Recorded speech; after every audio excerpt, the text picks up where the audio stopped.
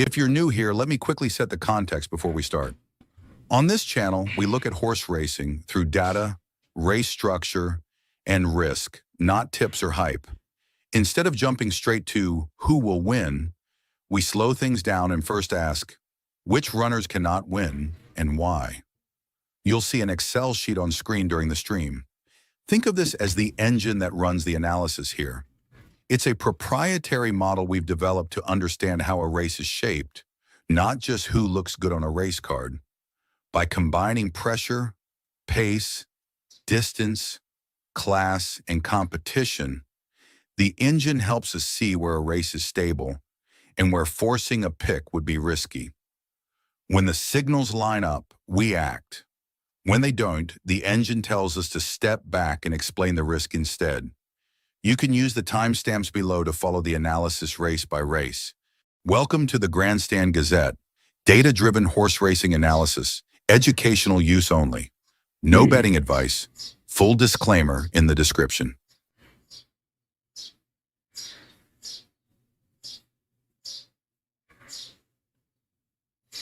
Good morning. Today is 25th of March 2026 and we're going to be doing some analytics here today at Sandown Lakeside.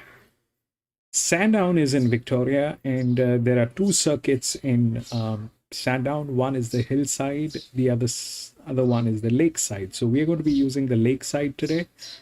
The straight is about 400 meters and the ground rating is good. This is one of the most difficult tracks in Victoria. We have raced here a few times, but today we are going to be doing it here again. The difficult side is definitely the lakeside. Why? Because that's almost 490 meters straight. This one is about 400 meters straight. We'll see how this thing works. The straight is a little uphill and we are aware of those situations, so we'll see how things work here today. Jimmy, bro, welcome back. We'll take a quick look at the market snapshot, what's going on with the market, and then we'll discuss the races. 11 has been scratched, the first one. Welcome to Grandstand, and we do horse racing analytics, and we do that in two steps. First, we try and identify the best horses through physics, mathematics, a little bit of understanding of horse racing, and once we have identified the best horses, that's when we take a look at the horses at the paddock when we get the live stream from the paddock or the gates. If we find that all the horses that we have chosen are looking good, we wait for the results to validate them. But if we find that there are better horses at the paddock and there are circumstantial changes, we often give it a shout out and highlight those situations. So like I said, we'll take a look at the snapshot first. Market, what the market is saying. 11 has been scratched. 2651.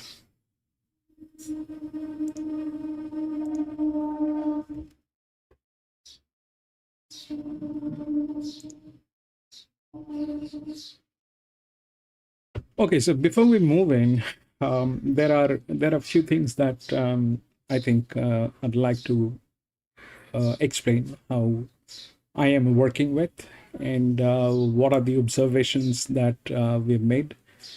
So we know that this thing, the revised weight is basically where they're coming from, all right? And this is where the target weight is, correct? And based on that, we have a quant. So higher the quant is, that means the possibilities of winning is higher. That's the initial concept. That's the initial concept. But here's the thing. I kind of looked around with multiple races and multiple tracks in the last 2-3 days when I had the opportunity of doing that. Now, the fact is this, that this is a sport, okay? And then there is a thing called handicapping. Now, handicapping is basically what the house will do in terms of the allocation of the weights depending on the performance and the class of the horse, okay? So when they do that, there is a thing that they do, which is the gameplay. That's what I named it as gameplay. All right. This could be something else in their own terms. I am not a professional handicapper. I am more into mathematics, and I try to look for things through mathematics and physics. Now, what I have figured out is that this is practically the gameplay. All right. Now, when I say gameplay, what exactly are we referring to? So let's say a horse which is coming from 59 and the target is about 58. That means it has gone down by 1 kilogram here. Okay. And this is coming from 58. It is at 58. It shows 00 at the quant and the def. So basically what is happening where I have overlooked a few situations, and then I had to try and look into it, what exactly is going on. So basically what they're doing is, I think it is on their part. What they're doing is they're putting a few horses, what we call as a drop-in class. Okay. So now the drop-in class basically is, there are two ways. One is the real way, where actually the horse is not performing, and that's a drop-in class. The other thing is through handicapping, they're doing a drop-in class. What does that mean? So when we have a horse that is tremendously drop-in class, I will pull out those races. When there is a horse which is tremendously drop-in class, we need to double check on that horse. Okay, we need to double check on that horse. So ideally, everything that happens in racing, it happens because of a reason. Nothing is random. There is a reason for what is happening. It is not happening because it had to happen. No, there is a reason. So the more closer we get to the reason, the more brighter the chances are. In this channel, what we try and do is look for those reasons. The effort is which horse is the favorite and looking for the reason why it will not win. So that's exactly what we try and do. So we'll see how things work here today. And that's something that I had to explain. So we need to look out for those horses that are drastically going down in drop-in class, and why they're going down in drop-in class, and how they match with the leverage. All right.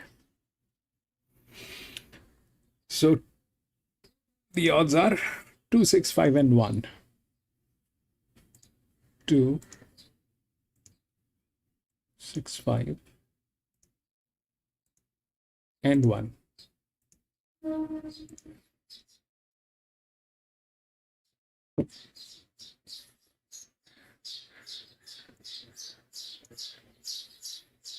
So now you see what's happening is this is coming from 59, target is 58. This is coming from 58. This is at 58, so 0, 0. Okay.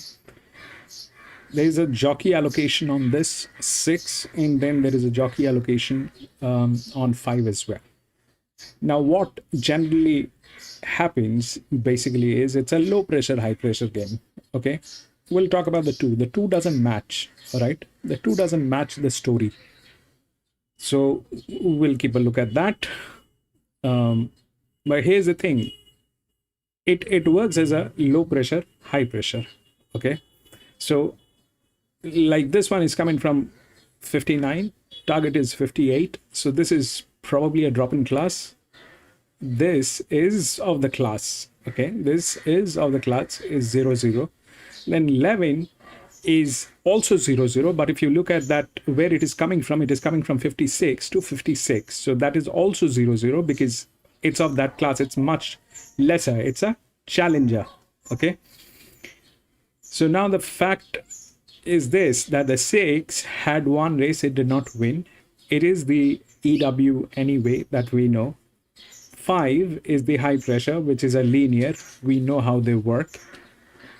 2 is a neutral, which here is very high. Why? Because of where the target is. 57 becomes 59. This is also 57, becomes 59. Now, when that is that, we know the lower one is of more uh,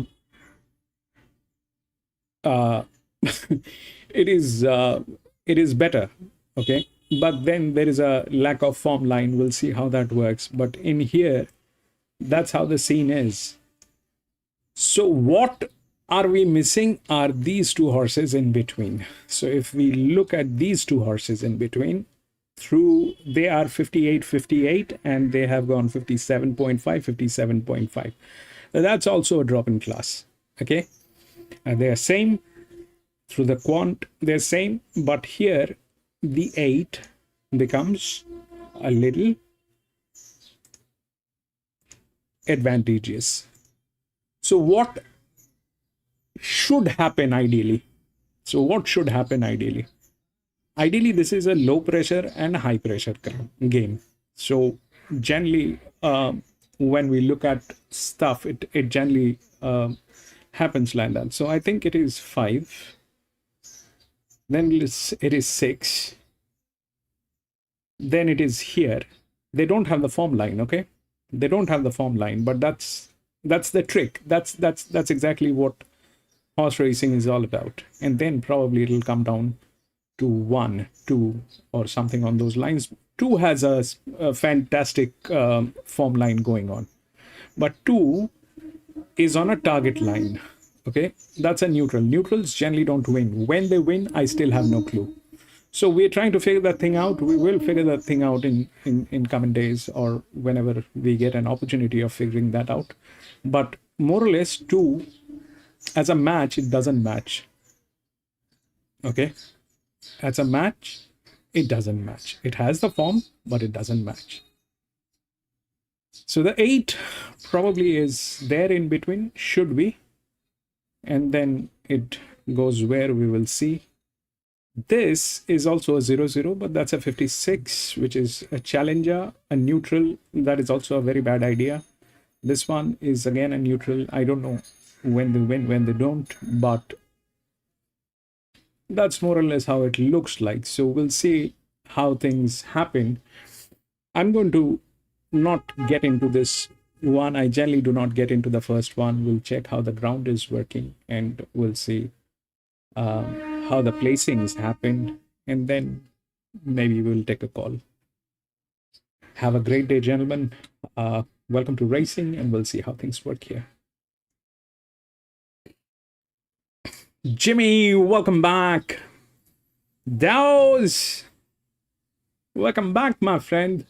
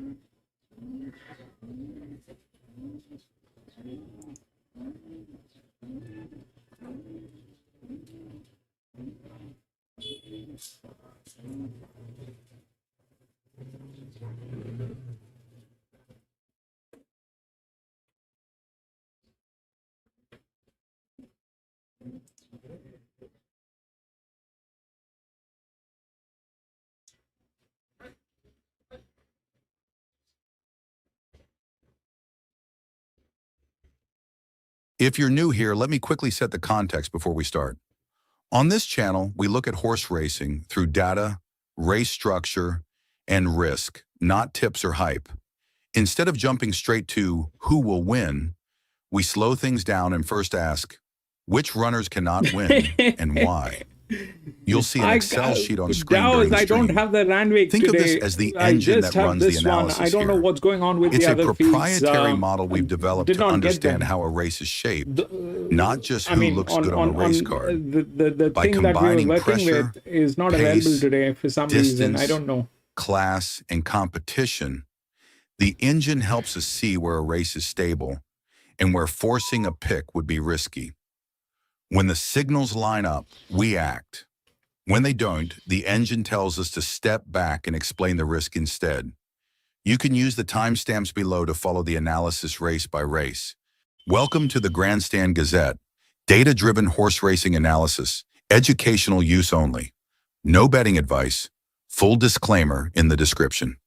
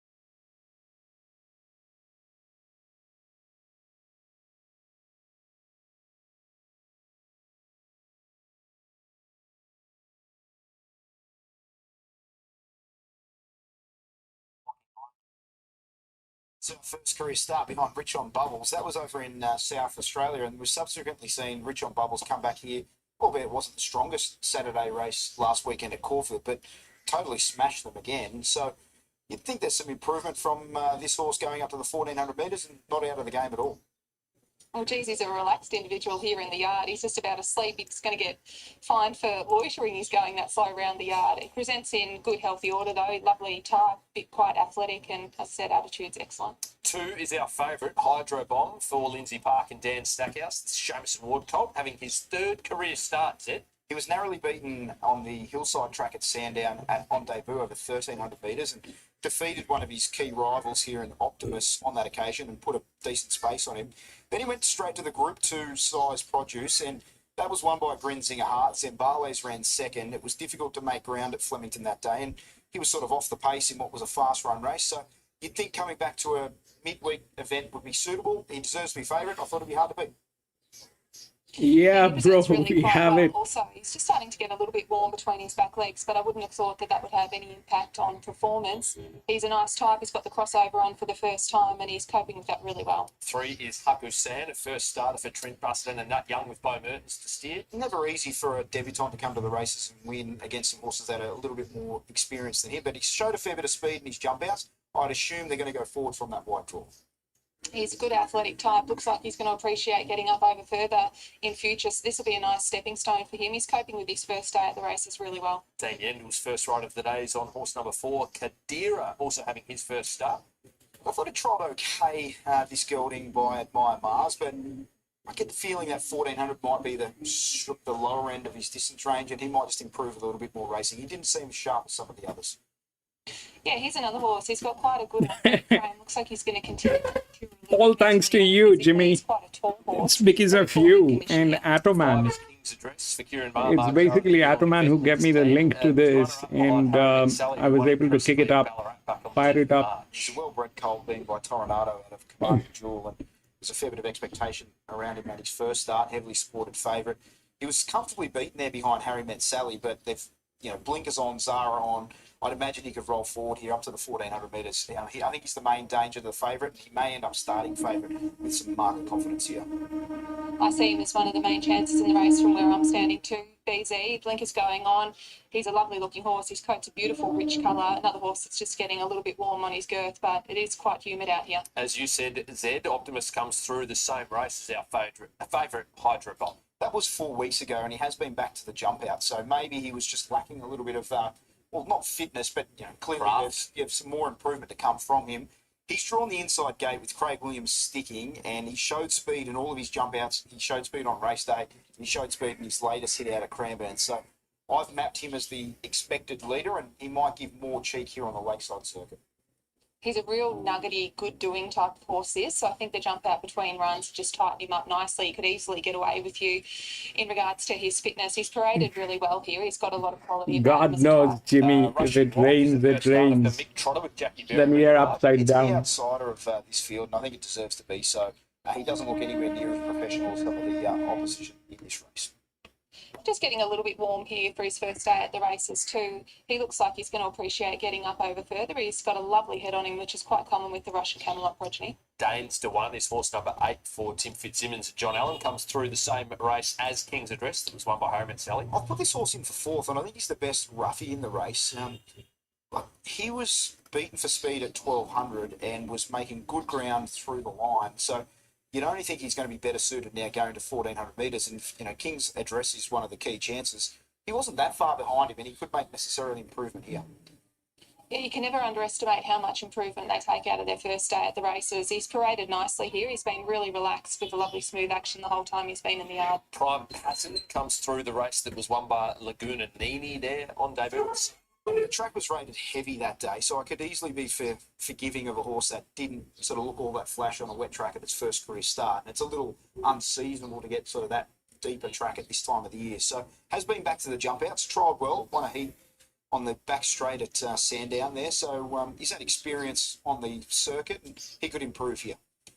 Yeah, he presents really quite well. Blinkers going on for the first time. He's a good, strong type, nice deep girth. His fitness is well and truly up to the mark, and his attitude's been great, so he's got a lot in his favour.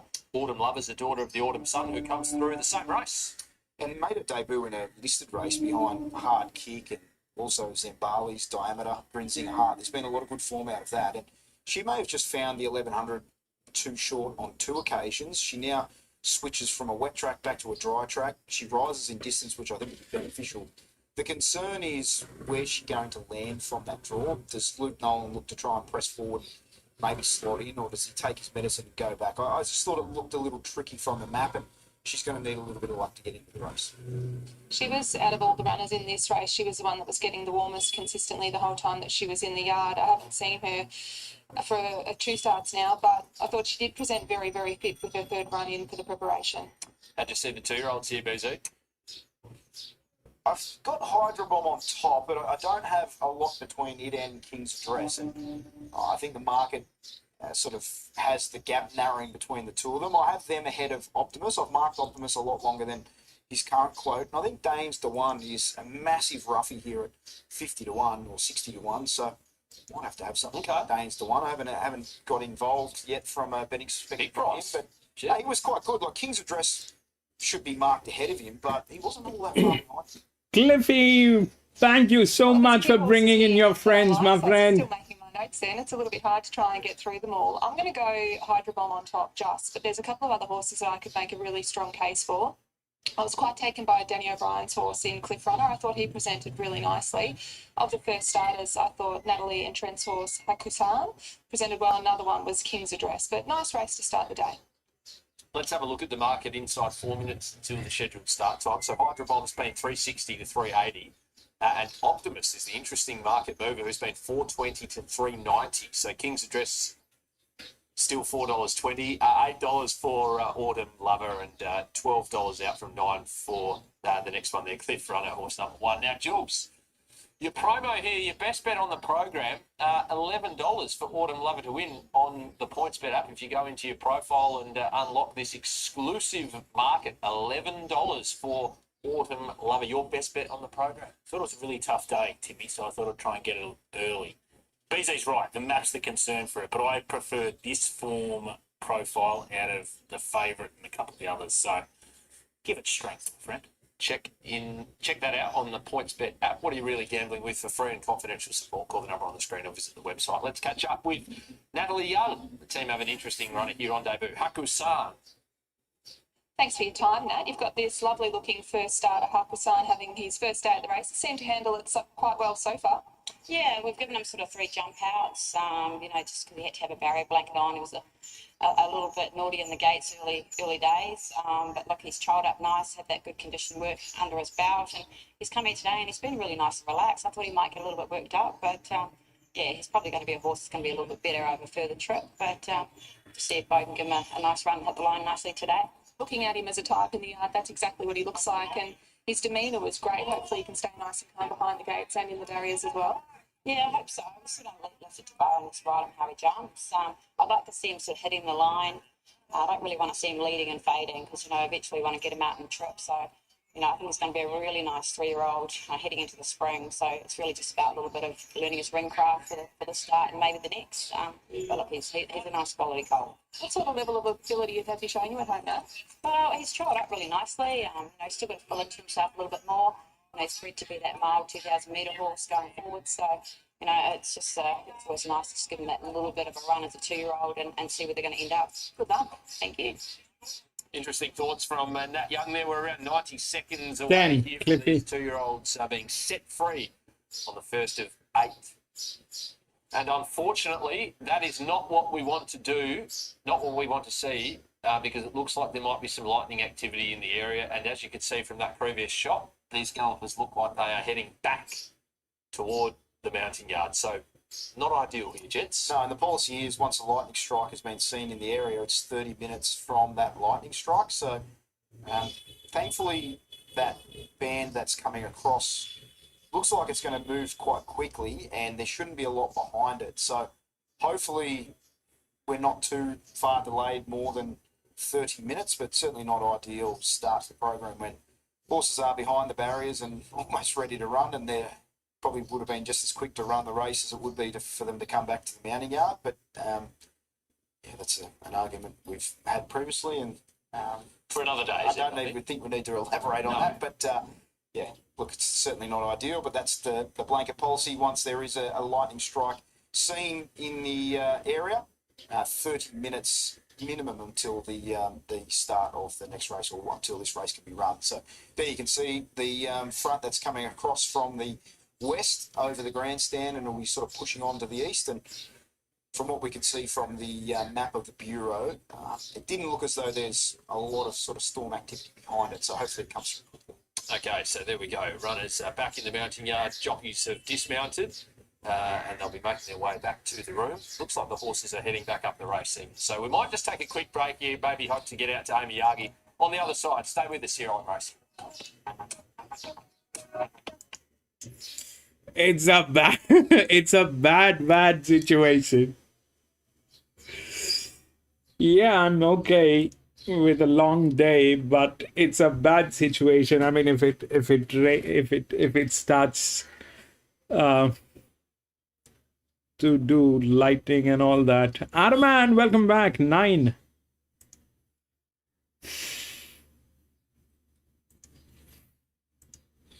And that's where the 8 and 9 is, okay? The 9 is lower. The 8 is lower. They also spoke of the 8, all right, but they kept it. They kept the 8 on the 4th. Even I said the 8 is a bad idea. I think it is 5. Then it is 6. Then probably, if things are right, then it'll drop here on this guy. But this one doesn't have the form line. The problem is this guy doesn't have the form line, and if they are of the same benchmark, then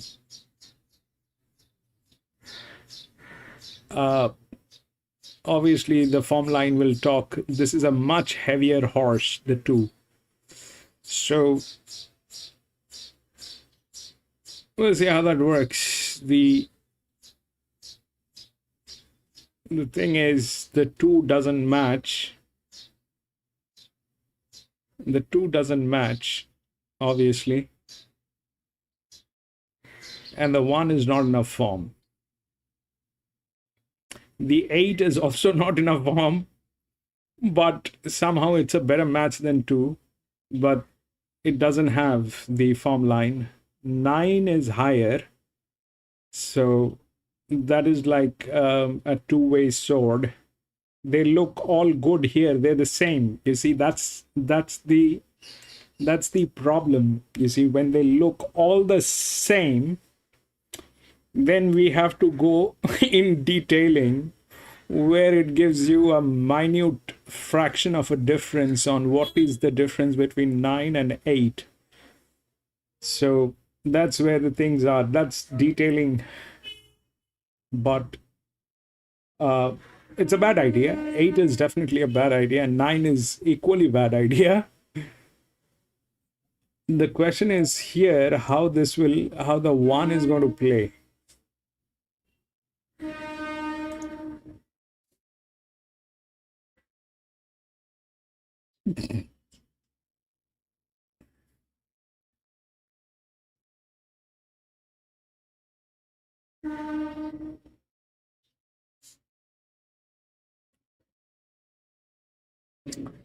It's 30 minutes, bro. Delayed. They're showing goats and buffaloes.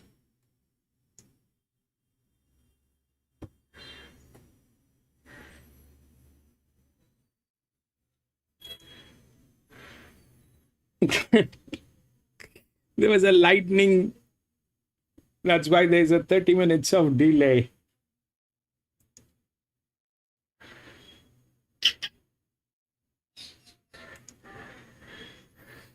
This is not good. It's going to take a long time.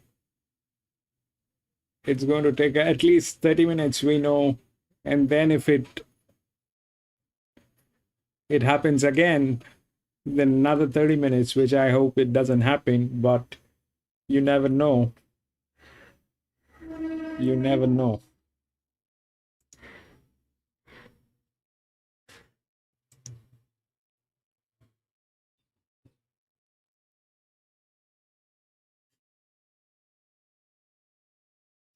There'll be a flash of lightning in about 27 minutes.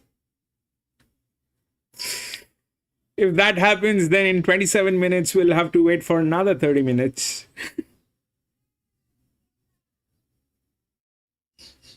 And if that happened 3 times, then we'll call it a day.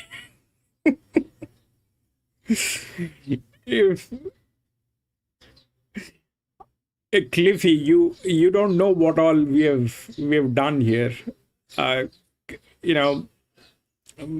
Last 2 years ago, I think when me, then John, PC, we were waiting for an ambulance. You were not there at that point of time, so there was a delay because of an ambulance. Jimmy was there as well that day, and we were waiting for an ambulance to come up. The ambulance came in after 1.5 hours. The ambulance came in after 1.5 hours.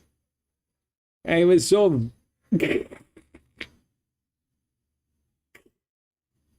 Yes, Araman, you were there. That was 1.5 hours. Jimmy, that was 1.5 hours. We were waiting for 1.5 hours for that ambulance to show up. And I clearly remember talking to Jimmy after the race that it was so difficult for me to explain to someone where I was supposed to be after the races. And I told him that I got delayed because I was waiting for an ambulance which was supposed to come somewhere in Australia, and I am in India. He could not connect the dots. I mean, nobody can actually. I mean, if I say this to anyone, people will think I'm absolutely nuts. If I say this to anyone that I was waiting for an ambulance to show up somewhere in Australia, that's why I got delayed. But I live in India. Why was I waiting for that ambulance in the first place? It's very difficult to explain. Yeah, that happened. You don't, Cliff, we've got thousands of stories in this channel. Thousands of. We've, yes, Wings was there. Wings was there. Me and Wings, we were talking about birds and, what are they looking at? Grass. And John came up and said, like, finally lost it. John came up and said, Mick has finally lost it. But we've had those days. Terrible. Those days were. So we have seen delays. It is not the first time. We've seen bad delays.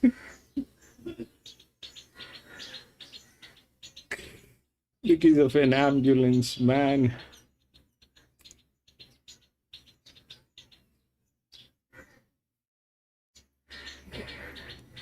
Yes, you're right.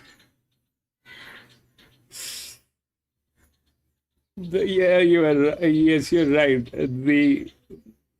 He was also there. He was also there.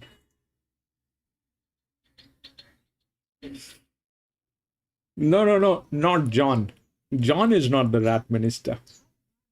John is not the. No. It's not Ascot.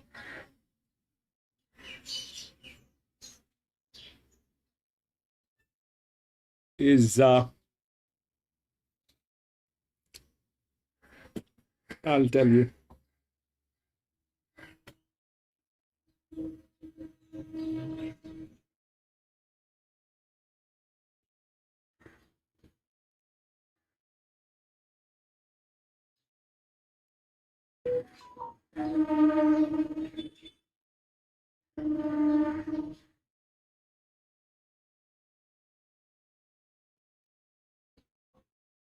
Rex. Rex is the yes. Rex is the rat minister. Rex will find out the rats. Man, those were different days. But that was fun. That was fun.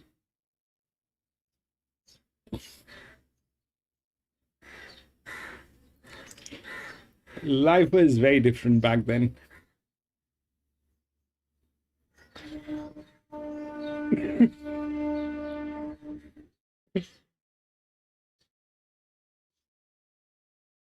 Yeah, Scott, kind of.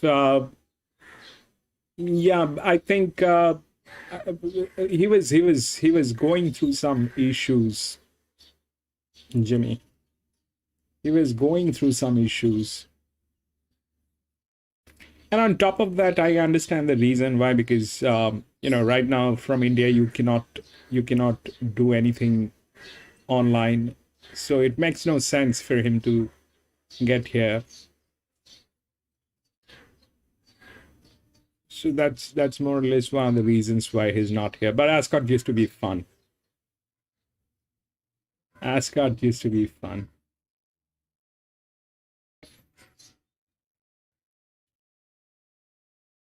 Not, I don't think so. Adam, and I don't think he went homeless. What I think is, he had to make a choice between what he was doing and, something on the other lines, because online is all banned here in India. You cannot do anything to do with online betting here in India. So you can't do that. Legally, you can't. So that's why it makes no sense for any of the Indians to get into it and spend time. Why? For what joy?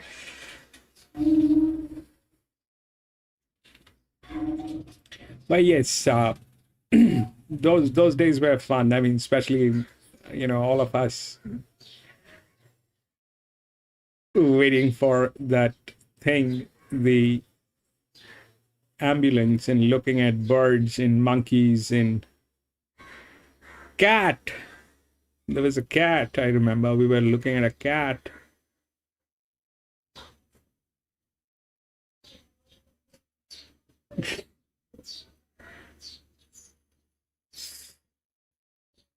Some drama, man.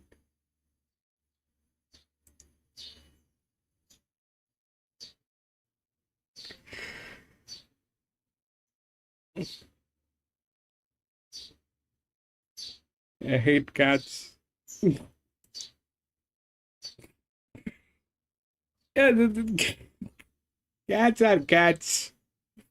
There are people who like cats, people who hate cats, people who like dogs. John liked cats. He had a cat.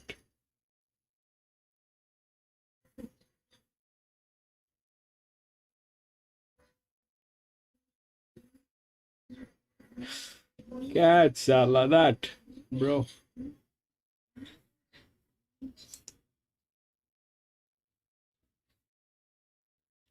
Are we back in the paddock? Not yet.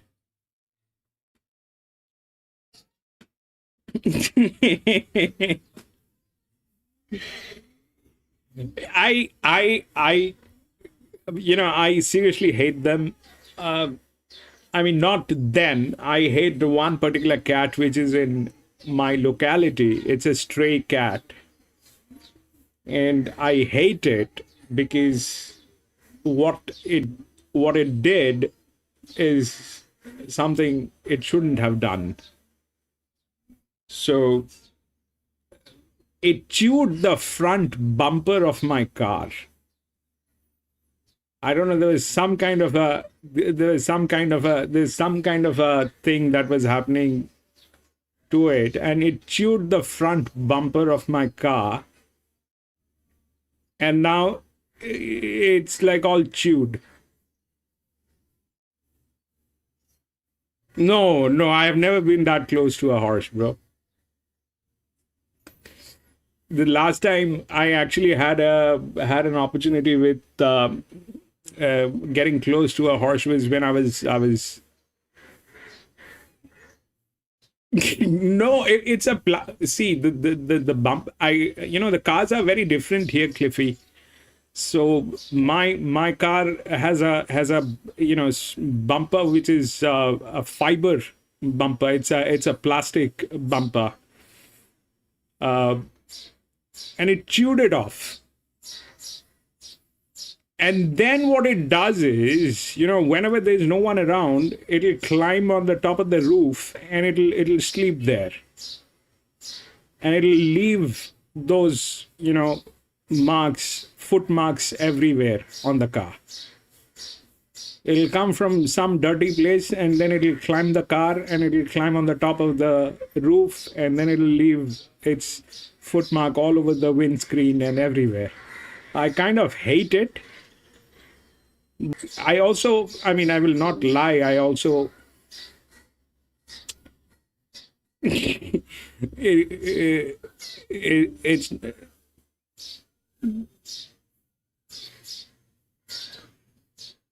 they are scary, bro. They are scary. So I was in a stud farm last few years ago, and that's when the closest that I've been to the horses, that's the closest, but never that close that it can bite me, man. I know what they can do, so I don't take those chances.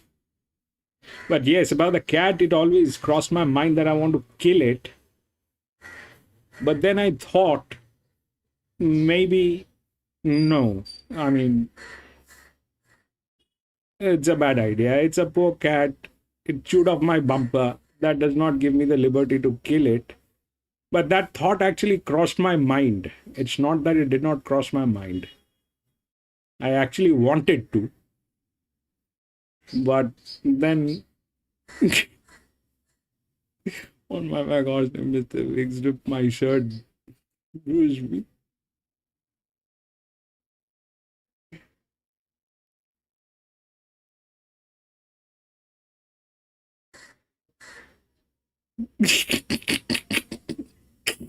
Jimmy, those are.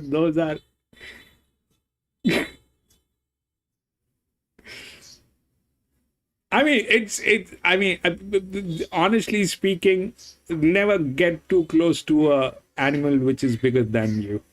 That's the bottom line. Do not get close to it. It's not a good idea.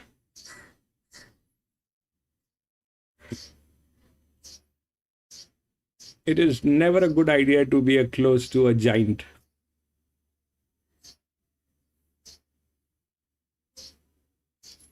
Those things can do some very serious harm.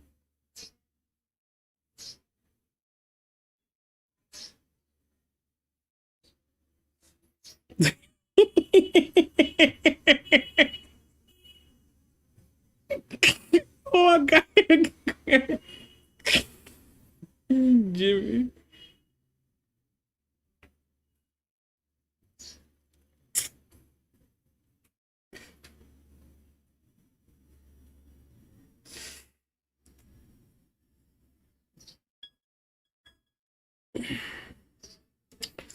That's a bad scene, bro. This is a very bad scene. This race is upside down, by the way. This one is upside down. They're already out of their stables, and now they kind of are spending and whiling away time. This is all upside down.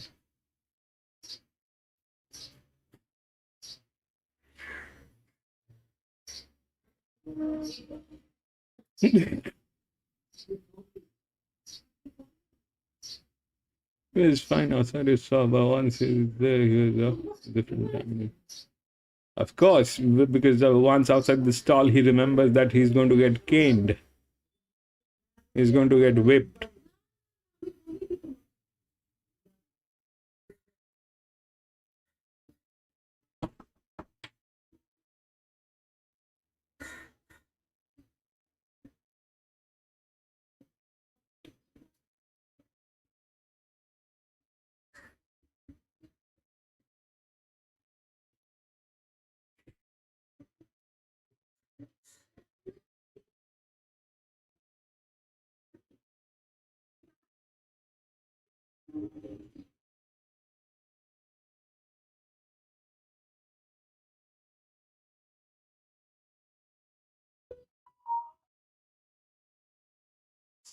I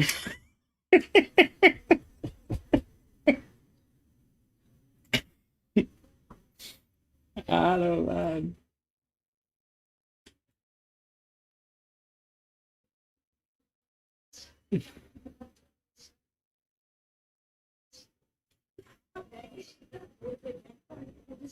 Come on, guys.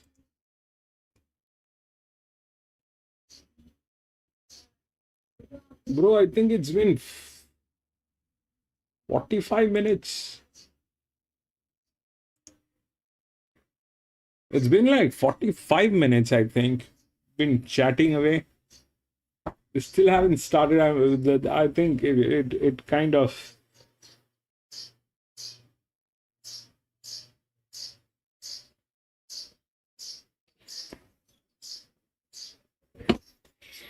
Fuck.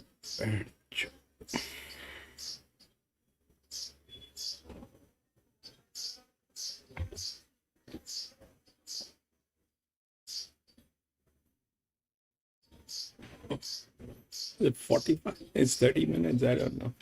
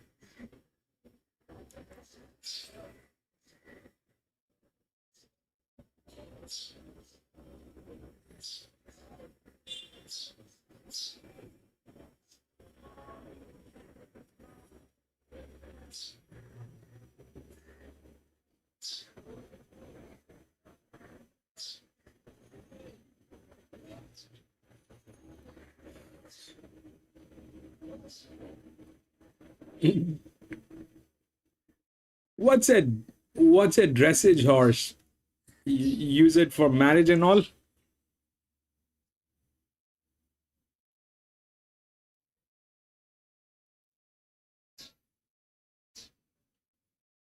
Functions, social functions.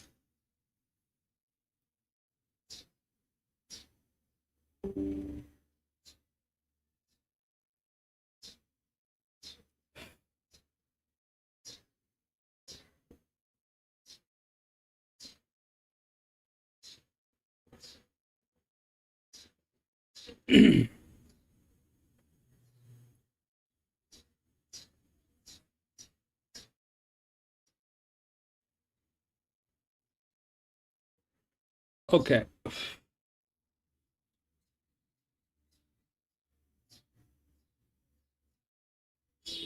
that's nice.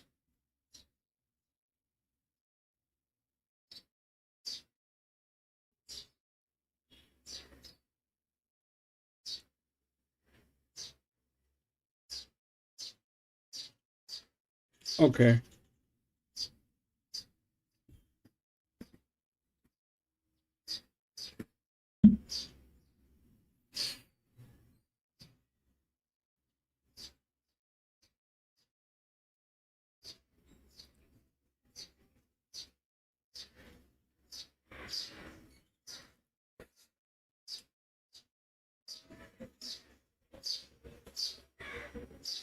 In India, there's this I don't know if they still have them, but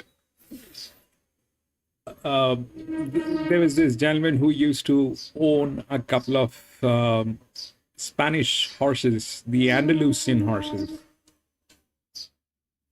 They they they look very different, you know. I don't know if you've seen those horses. They are very beautiful looking. I mean, long hair and long tails, and they look like a beast. They generally are not for racing, but good show horses. If you look at them, they're huge.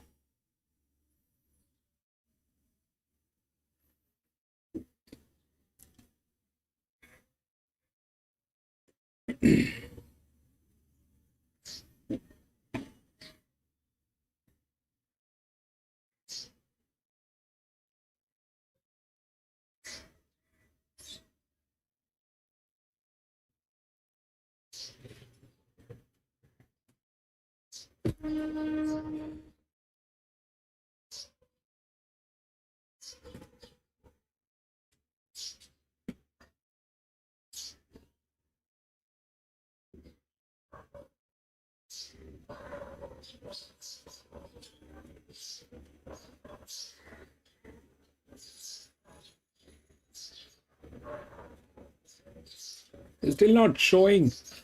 4 minutes to post, but they're still not showing.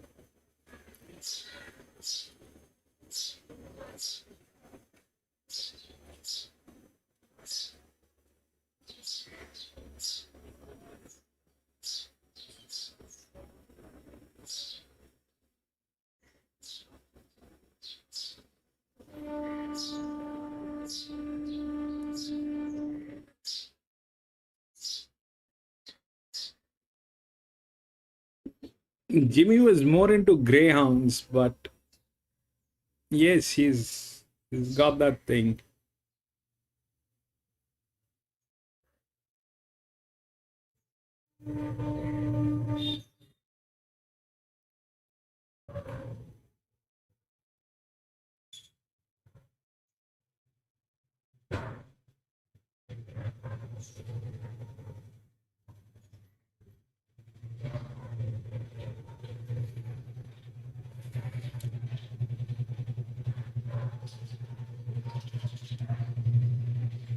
God knows what are they doing, man. They still have nothing on the paddock, nor the gates.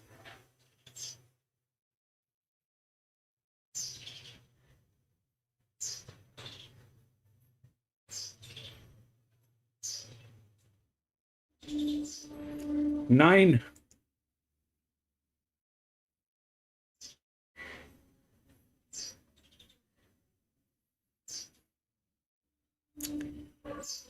These two are almost the same, okay? Almost the same, 8 and 9. But see, I mean, maybe what you're saying is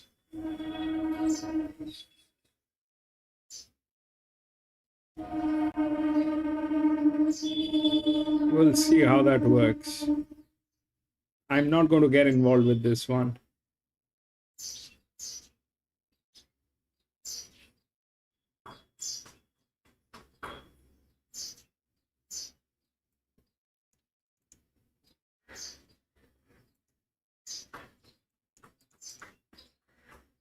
And all that sort of stuff too. So they've just gone through and sorted it all out the first time round. They're going to have to take the shoes and socks off and start counting with their hands and toes again now to try and figure it all out for a second time. But unfortunately, more lightning, pushed back half an hour again at this point in time. But hopefully it can start to clear up and we can get on with it in the not too distant future, boys. Amy, the pavement behind you looks as though it's copped a little bit of rain.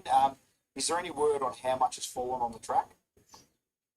No, haven't had an update as to how much they've got, but it absolutely howled down here. It was pretty quick how fast. This is starting to spit again now.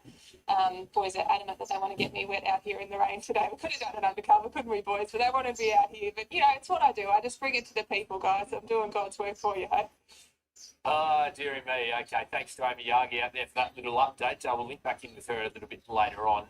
The radar, Zed, it looked like that cell is sort of still in the area, but as you said earlier, there's not a whole lot behind it. I'm not a meteorologist, but at least looking at that graphic, it's moving one way, and it's moving one way quickly. Yes. And behind it looked sort of clear. So once that gets across the bay and moves on towards sort of Pakenham and further out east to the Gippsland region, hopefully we shouldn't have too many disruptions then for the rest of the afternoon. But what it may mean now is, because we've got a bit of a backstop with the light, it's not as though it's a month or 6 weeks ago where we're light here in Victoria up until 7:30, 8 o'clock. It'll take another good 30 minutes, I think. Maybe a little less, but 15, 20 minutes bare minimum.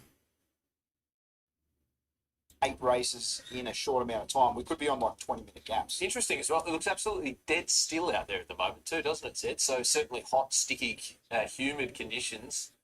Let's just pray that the lightning and the storm activity is in the rear vision mirror.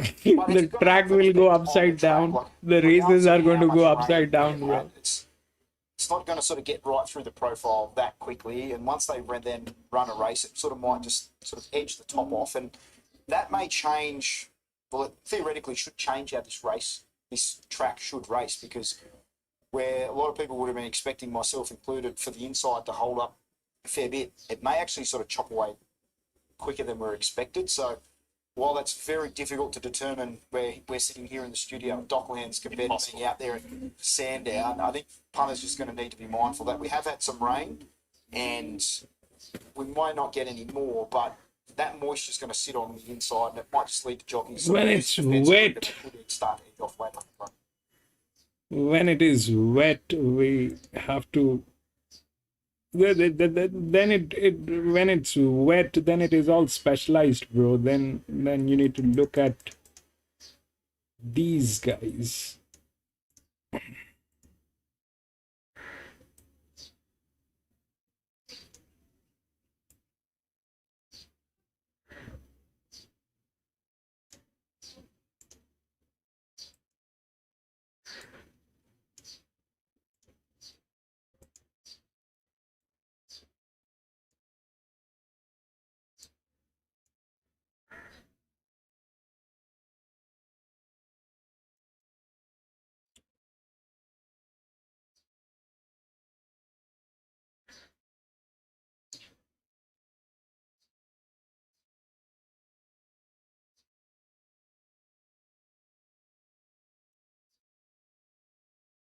That's generally what it is. So when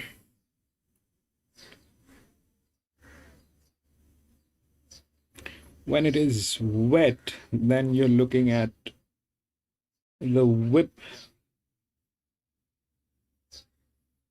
But those are very unreliable positions. We'll keep a tab on them. Those are very unreliable. So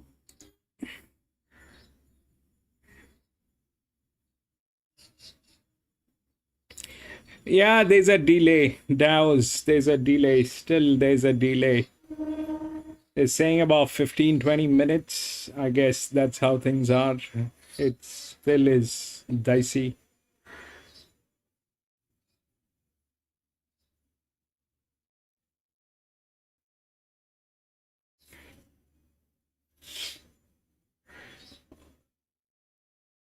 Good thing is they started early. Good thing is they started early and they kind of. Do you know which track you're racing? We're at Sandown Hills, Lakeside Dows, but there's a delay, and the other tracks that are playing are the other tracks. I think I'll tell you when they play.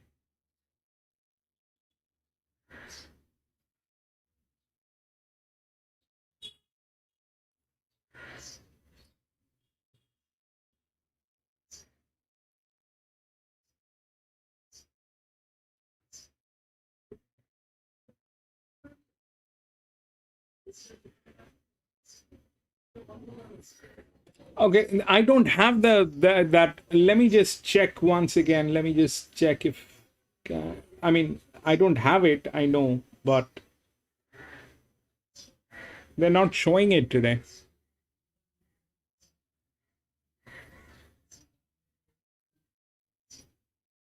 The reliable it needs to calculate the torque to approximate the horse's velocity.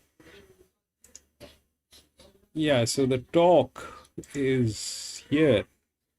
That is one. But here is the thing, the torque basically is going to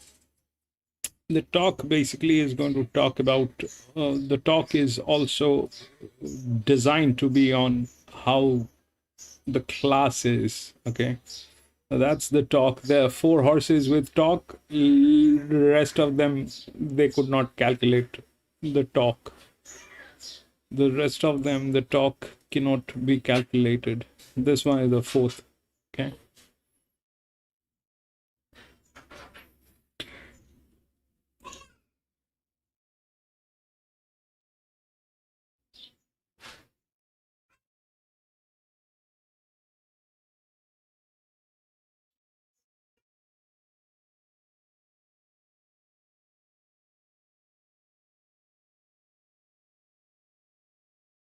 But at the end of the day, Atman, it is basically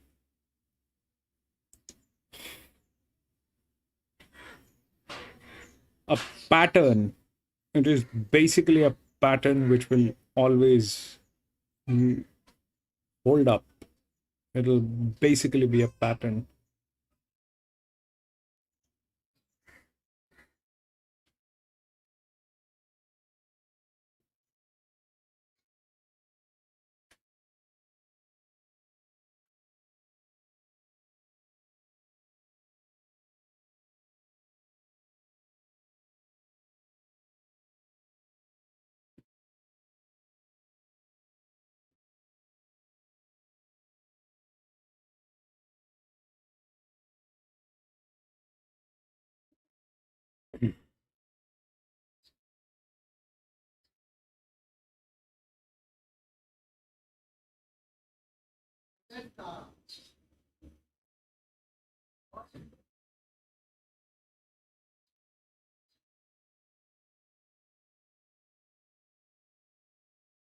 when it's wet, it really matters to that. Physics. You're right. I mean, they need physics in any condition. They need the physics. Without the physics, it's difficult to work. But the thing is, so what I have seen is this, that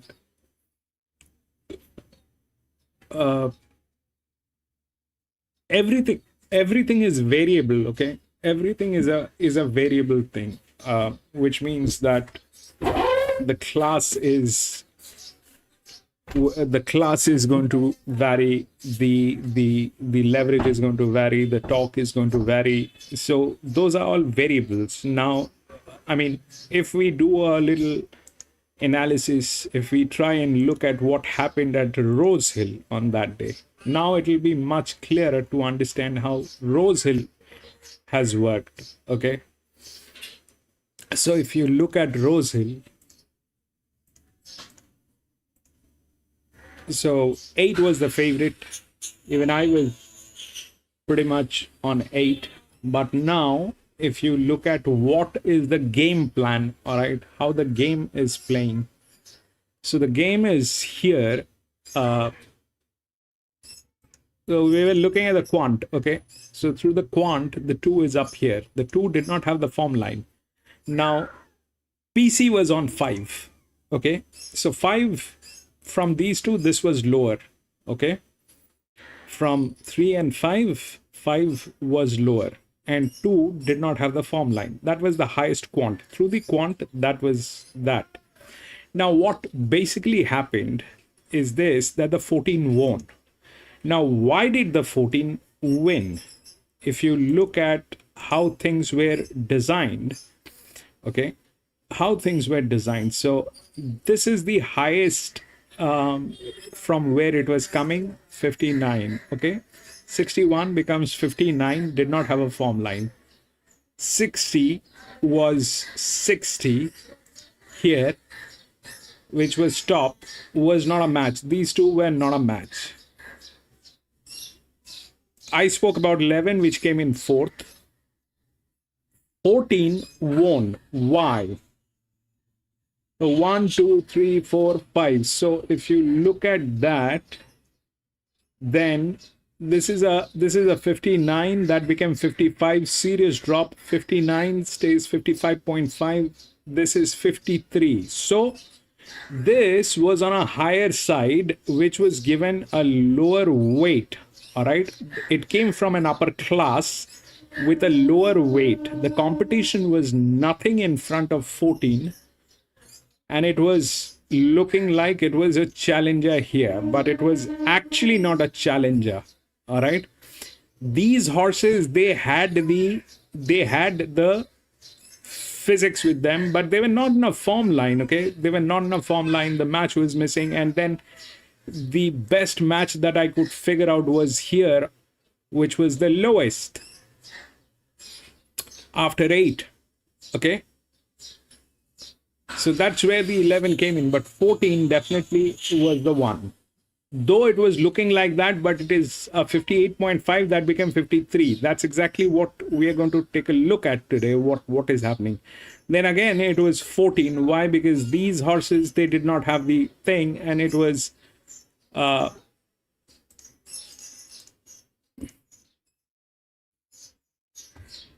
it was here. Okay, so that 57 became 53. So they are treating this as this basically what I think is, you see, I mean, these are all group 3 races and group 1 races. You cannot compare them with today's races. They are all midweek races. But point being is this, that I mean, if you look at it in a through an aerial point of view, what basically is happening, I mean, you, me, everybody else, we are trying to look for winners. All right, now who is the winner is the question. Now that has two ways to look at. One is who is promoted. Okay. The first thing is who is promoted. That's the quant. Okay. Who is promoted? That's the quant. But from where he has been promoted, from a 55 to 59, okay? From a 55 to a 59, that's a very, very strong promotion. All right. Now, on a group 3, that's where it becomes the highest in class. That's where they are forcing us to think that this is highest in class. But if you think about it in the context, then how a 55 which has been promoted to a 59 will compete with horses that are already sitting at 61 and maybe they don't have the form line, but how will that work, when you have, let's say these horses, they don't have the form line, fair enough, but how that adds up? It doesn't add up. It needs to be a little more detailed. I still haven't gotten there. I am trying to figure it out. I'm trying to figure it out in a much easier way, how things can work. Like here in this one, okay, where Aliana actually won, okay, Aliana won. And if you look at where Aliana is coming from, so Aliana is coming from 57, it is at 57.00. So it is coming from 59, 59, 58, 50, 58.5, 58, all 00. All right. Then we have the quant where we can see the promotion. Okay. This is promotion. This is huge load. This is not a promotion. This is not a promotion. Okay. This is not a promotion. But then if you look at these two horses, like exactly here what PC did, how PC got that 5, okay? I don't know, PC was actually looking at the 5 in what way, or what was his reason to get through the 5. I don't know that, but PC got through the 5 because if you look at this one, the 3 and the 5, then this is lower, okay? So that's where it kicked in. And if you look at these two horses, 5 and 6, then obviously 4.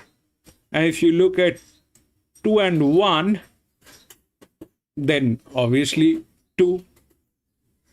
Okay, but now to get which is the winner and how do you put them into, how do you rank them? Okay. How do you rank them? That basically, is about which one has the higher pressure, low pressure, and then high pressure. So what happened is here high, low, then it went to this one high, okay? Then it fell on 3, okay? So that is how it actually happened. We know that is the result. But the point is, it becomes easier after the result to look at the numbers and to know what went wrong and what is right. After the result, I'm like, I should have gone with 4 and 2 and 1. That is how exactly it should play. That is striking me after the races. But before the races, I'm thinking, why the one will not win? Before the races, I'm thinking, why the one will not win with that kind of a pressure line? But that actually, it's all physics, Atoman. At the end of the day, it is all physics. And we need detailing. We need to figure out the right you know, the right way to look at it. It is what we are looking at numbers, but there is a way to look at the numbers. I mean, not all high numbers are good, not all low numbers are bad. There is a way how you look at the numbers, and probably that's when you will probably get an idea of what's going on. So that's exactly what I'm talking about. So what you're saying, physics is present, bro. Physics is present, but how and where is something. I mean, let's say the 14, okay? The 14. So what is the physics behind 14? Let's understand that. It is one of the highest classes which is coming from. Largest drop in class, probably 10. Okay, that is the -10. That is largest drop in class. The physics here, the match was fantastic. But out here it is showing like it is a challenger. So that is a trick which is being played. It's not a trick. Maybe trick is not the right word, but that's the structure of the game. That is the structure of the game. You need to look for the right numbers, basically. So if these horses are not in a position to deliver, why? Because they don't have a form line. Not that 14 also has a great form line. So what made it win? And none of them which actually had the right numbers, they did not do anything. But why the 14 won? Not that it had great numbers. It is basically the match. All right, it is basically the match. How it is carrying the weight at what section, and how that is delivering here, where it is standing. All right, that is the highest pressure line on this horse. If you look at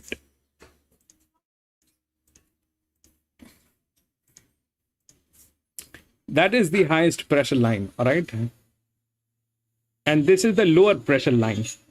So here they are not in a form, and here also not that they are in a form.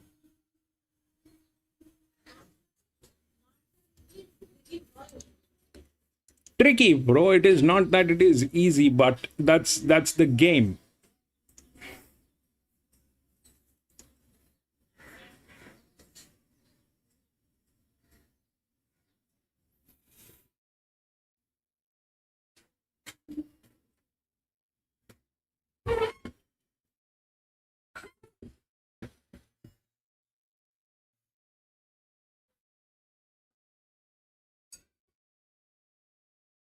Yeah, maybe.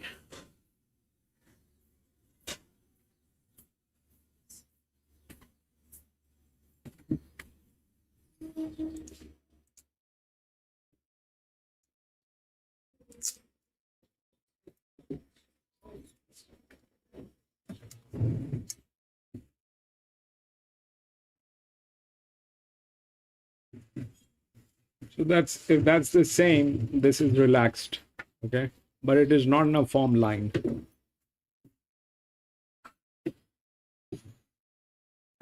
Those are the things that you can't, those are the gray areas. I don't know how to actually work with a horse that doesn't have a form line but has the numbers that shows that it will win or get into a place. I don't know how to do that.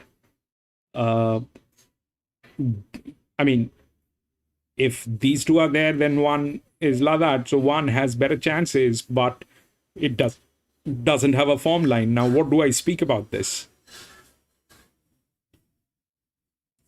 What do I speak about this? It doesn't work like that. 2 has the form line, but should not win. The match is pathetic. Plus, it is running neutral. So,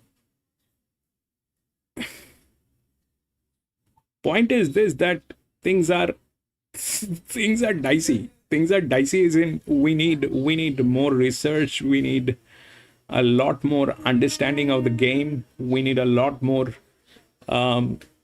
understanding of how we are being played. You see, the problem is it's not about horses, it is about us. It is about how we are thinking, it is about how we are perceiving the game.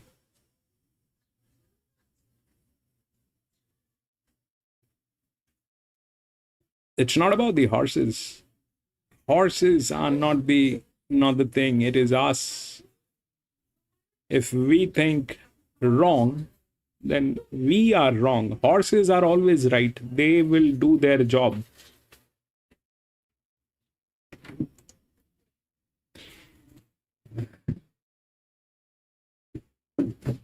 PC, welcome back.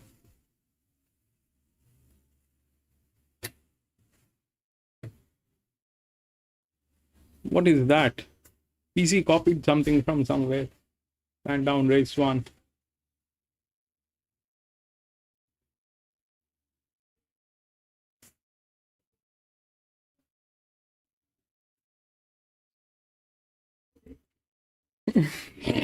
The ambulance.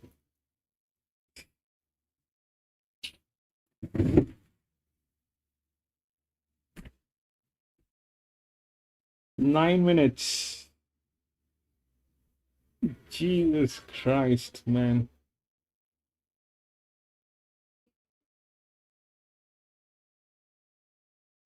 They're back at the paddock, I think. Grand Ferry. Which is Grand Ferry?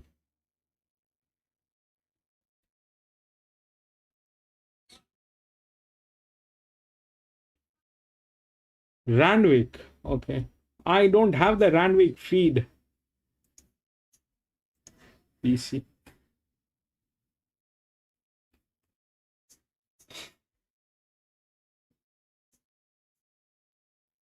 Okay, we are at the paddock.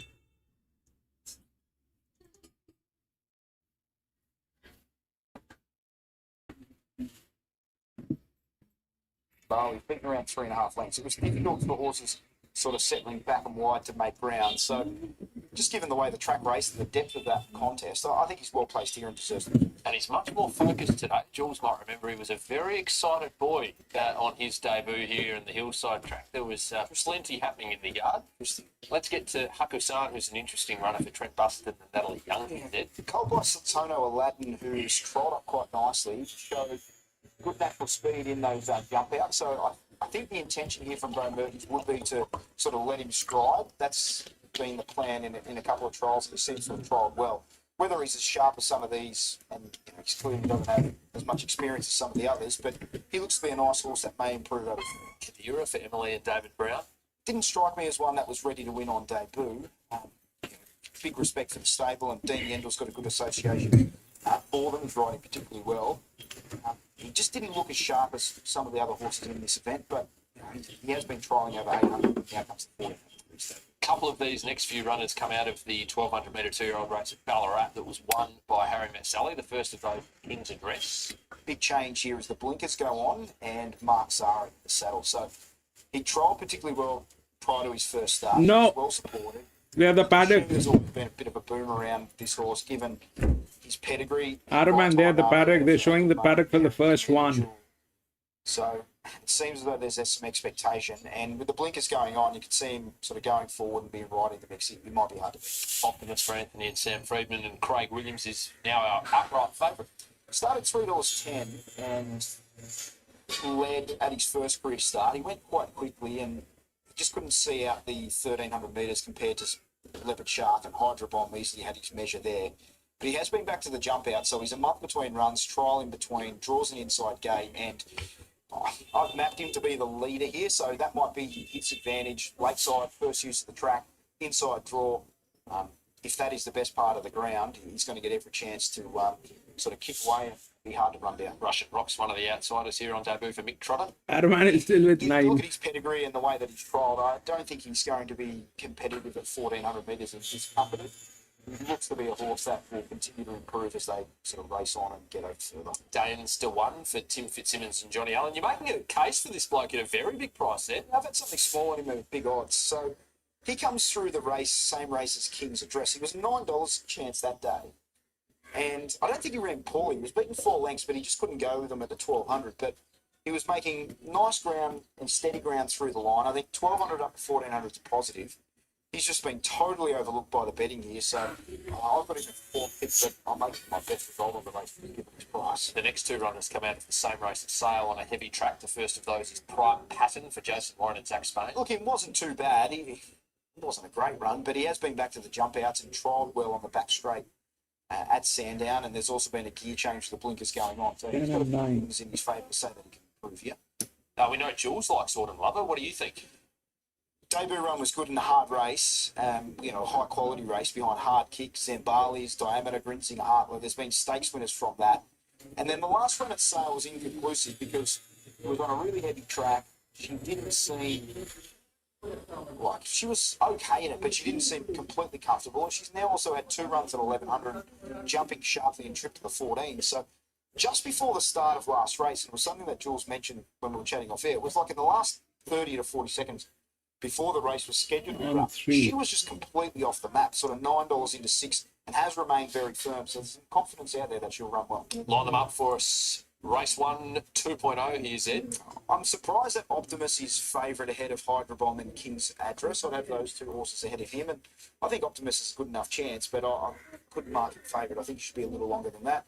Dane's the one for me at 50s is a little over the odds and can have something small on him. But I'm 2 to beat 5, 6 and 8. Not a huge confidence race for me though. Yeah, well, I'm with you with my pick of the yard there, BZ. I'm with Hydra Bomb on top 2, but there's a number of horses that I could have had. They've all paraded really quite well again the second time round. All the Colts and Geldings were pretty good first time round.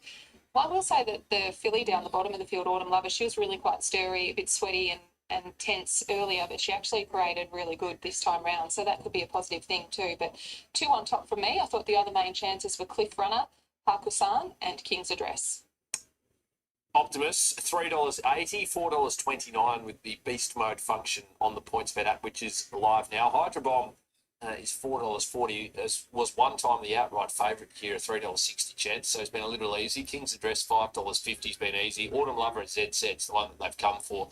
Now $6, pretty solid there. $9.50 for Prime Pattern, $11 for Cliff Runner. At the top of the tree, $11 Autumn Lover to win for Jules's best bet. Because of the delay, well, probably ended up on the right side of the ledger because she's almost half that quote now. So $11 if you think Jules is best bet on the program here in race number 1. Autumn Lover can go close. Make sure you unlock your exclusive markets now on the PointsBet app. What are you really gambling with? For free and confidential support, call the number on the screen or visit the website. All right, so we're back behind the barriers here, Zed. These are the end times, yeah. Correct. So look, it's going to get a little messy with Strathalbyn throughout the afternoon, but we do have a sort of bit of a backstop, so we just can't keep pushing the meeting back given the lack of light later. Yeah. So the last is going to be run only 5 minutes after it was scheduled to be run. So that's causing the squeeze. Correct. So it is going to be a little bit of rapid racing in between. You can see on that graphic that there's a couple of 23, 24-minute gaps, which is going to make things a little bit interesting, as you said, Zed, clashing with Strathalbyn, and of course when Belmont kicks in a little bit later on this afternoon. So going to be jam-packed for the next couple of hours at least. Race number 1 is over 1,400 metres for the 2-year-old Gallivers and Optimus is $3.80. This market's been interesting in the hour or so since we were supposed to get this race underway. Zed, it's changed complexion somewhat at the top of the tree. Yeah, it has. A lot of confidence for Optimus and also Autumn Lover, and Hydra Bomb's been somewhat easy, and King's Address has been easy as well. So punters are really zoning in here on the 6 and also the 10, and shying away slightly from the 5 and the 2. It's not as though they've been totally friendless, but there just hasn't been as much confidence in their chances. The last time we spoke with Amy Yardy, she mentioned there's been about 4.5 mils of rain, and there've probably been a few showers since then. So we might be in that sort of pushing towards 5 to maybe 5.5 mils of rain that has fallen on the track.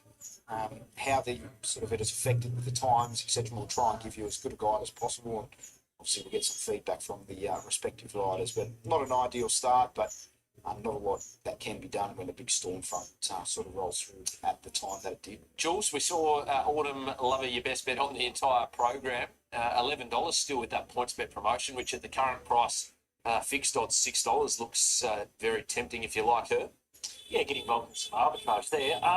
No, so I think it'll run really well. The other one, the 10, has been a bit of a support too, prime pattern. So, look, competitive as BZ said from a market perspective, but yeah, good push for the one down the bottom, Autumn level, which is always a nice sign. It doesn't guarantee you success, but you usually are swimming with the tide. Indeed. All right, we're inside a minute till start time. Let's throw it up to Matty Hill for his call of race number one. Might be an hour past start time, Matty, but we've got a good couple of hours of rapid racing to look forward to. Absolutely, Timmy. Yes, it's a good card. We've got some interesting 3-year-old races. We're kicking off with a 2-year-old here, and we're back on the lakeside. So looking forward to the day, even though it's been a delayed start. Hopefully, that rain stays away. If anything, now it's cleared up and the sun's just trying to peek through. But still relatively overcast, but that storm activity as well and truly past. So we've got an 8-event program. Interesting to see what the stewards say on this track after the first. Cliff Runner about to come along, a $10 hope, just a little bit reluctant at this stage. Cliff Runner moving along. Chased Rich on Bubbles on debut, and Rich on Bubbles has gone on with it since. Russian Rock at a big price comes along. Dangerous to one.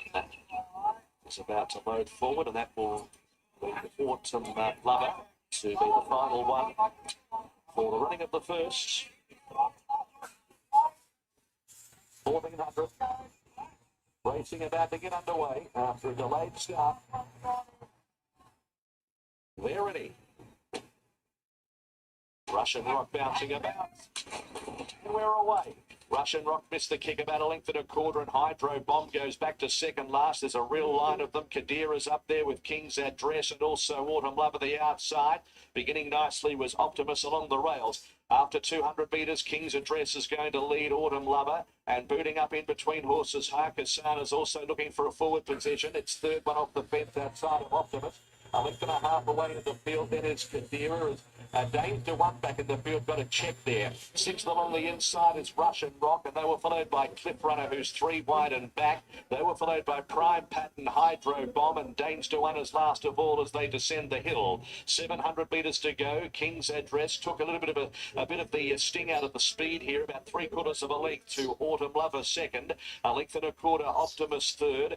Then came next Haku-san, who's ridden along before the corner. Cliff Runner around the outside, 3 wide improving, and they were followed next by Danes to one, who's very deep on the track but trying to soar into the race, and Hydro Bombs in traffic. So King's Address grabbed by Autumn Lover, and they sprinted away at the 250. Autumn Lover put 2 or 3 lengths on King's Address. Russian Rock running a race. Hydro Bombs out too. It's in front Autumn Lover, but it's starting to paddle, and Hydro Bomb is coming in at hard. Hydro Bomb moves up, takes the lead. Prime Pattern late. Hydro Bomb in front, and Hydro Bomb won it by a half length. Russian Rock third from Autumn Lover. A gap in the field, Kadira. Then came King's Address towards the end of the field. Haku-san, Cliff Runner, Optimus, and Danes to one. 29710. Hydro Bomb, Dan Stackhouse at 360 and 150 for Ben Will and JD Hayes. Continues the good form for Stacky and the good form.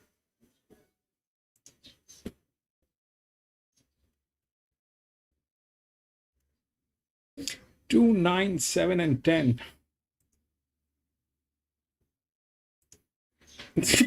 Adaman!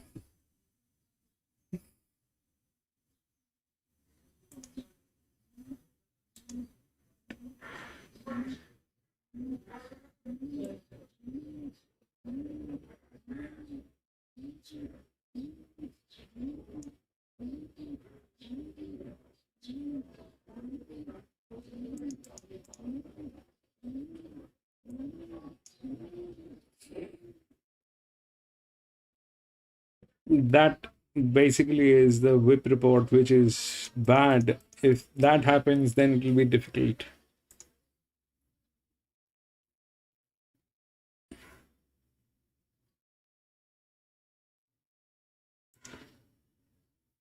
Two nine. We'll go to the next.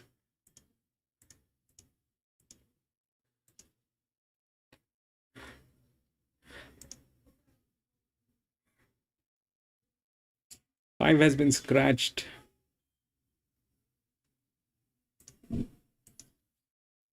One, seven, two, and three.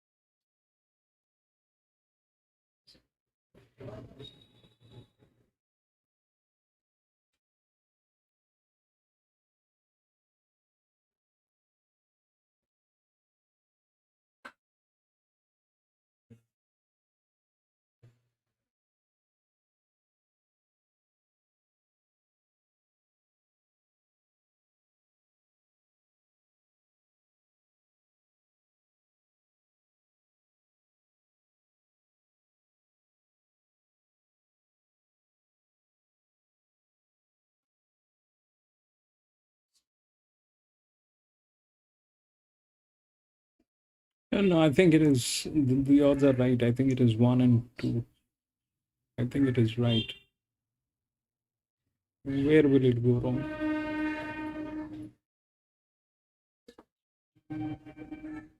How will it go wrong?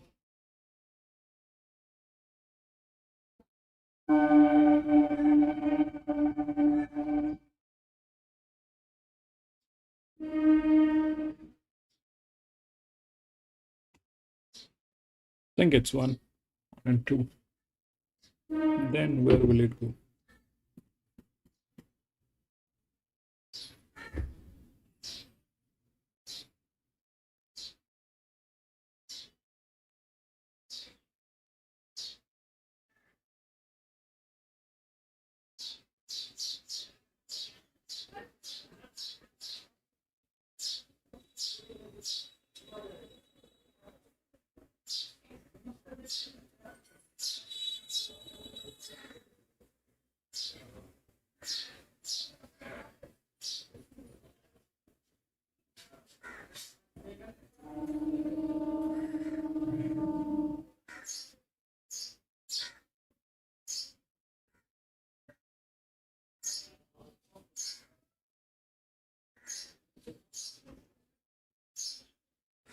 The 3 again, it's there's no point talking about 3. There's a form line issue here. I don't know whether that'll go. No, 1 looks good, 1 and 2 probably. We'll see how that works.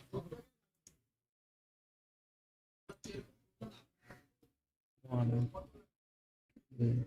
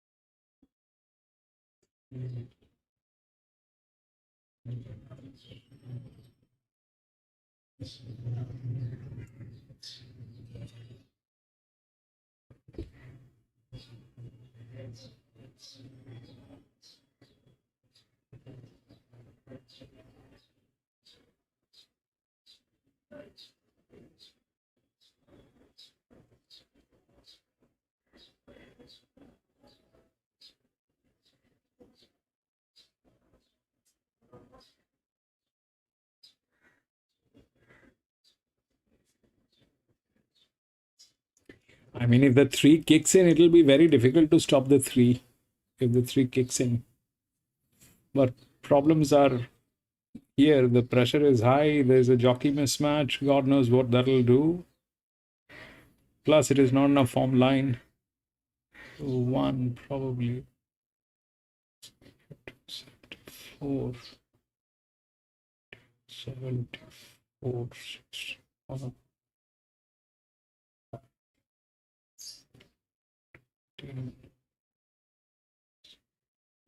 59.5 of here.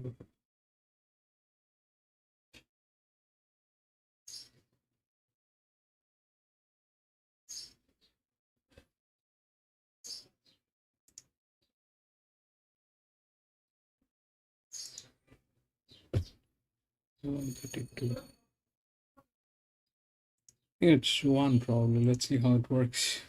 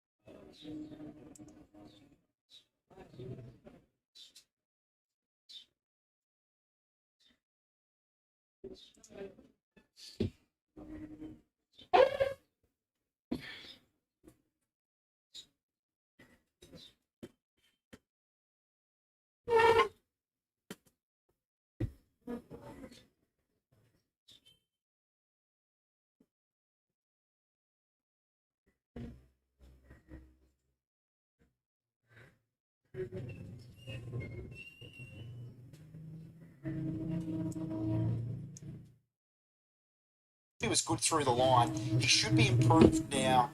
Second run, going up to the mile. He's on tracks with him in the past, and maybe that's something that also punters are gravitating towards. Two is McWoody, now in the Simons and Laxon team, previously with Mark Walker. What did you make of that first up run in the race won by Bill Messiaen? It was a great return, a high rating race. He hit the line strong from back in the field. The slight negative, as we sort of touched on with the map, is he's drawn that inside gate, and in 4 starts to date, he's been pedestrian out at best. So you would think there's going to be at least 2 horses that cross him down towards the fence, and maybe even 3, and that could leave him in a tricky position, sort of just needing to get out and get room. I think he's good enough to win this race.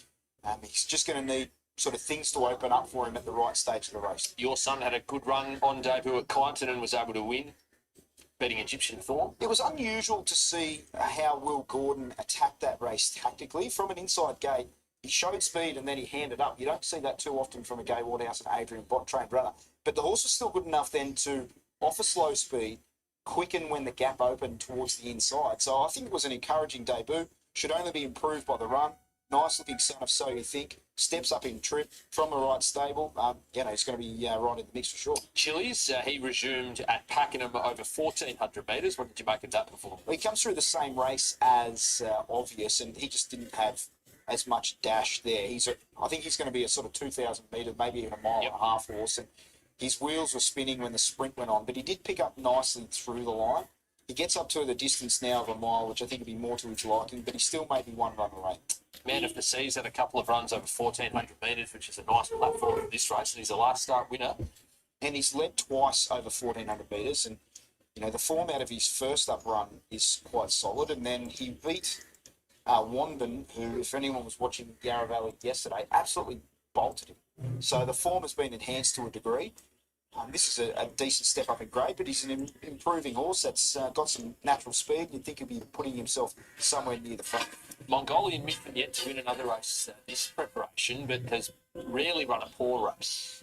The query is he a miler or does he want something a little shorter? So last start went forward in a fast race that was won by Zakuma, and it hasn't been easy to lead and be prominent at Caulfield on the Heath track. It has been sort of favouring horses blending in and swinging out wide, and Zakuma and Russian Duchess went straight past him at the final sort of 150 metres. So I think this is the big test for him. Can he sustain the run out to 1,600, or is he better off sort of coming back in trip? He's going to get every chance. Maybe Billy Egan's a little bit more conservative on him to try and see out that 1,600 metres, but I thought it was a big question mark. Starfleet Commands, the son of Ole Kirk, having career start number 4.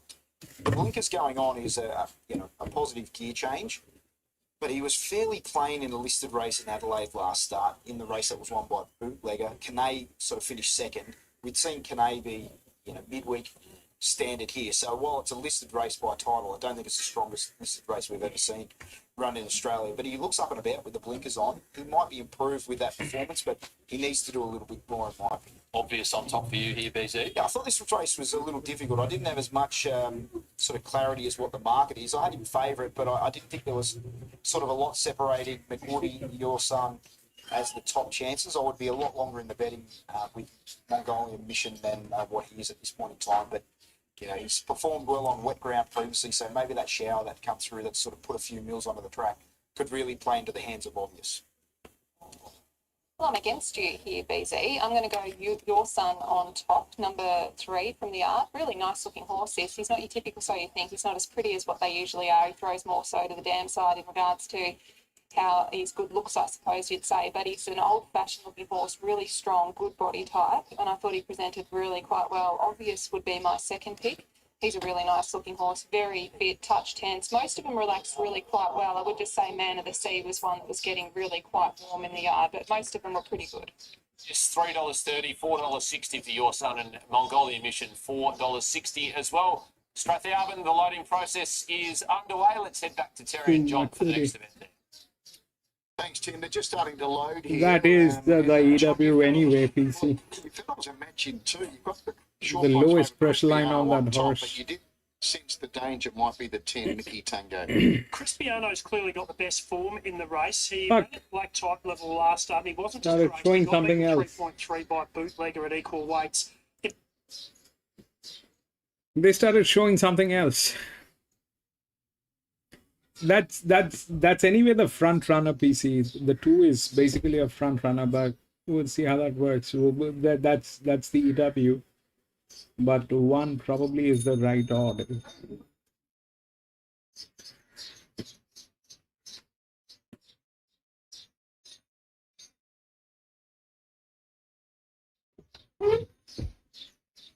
Two is the next.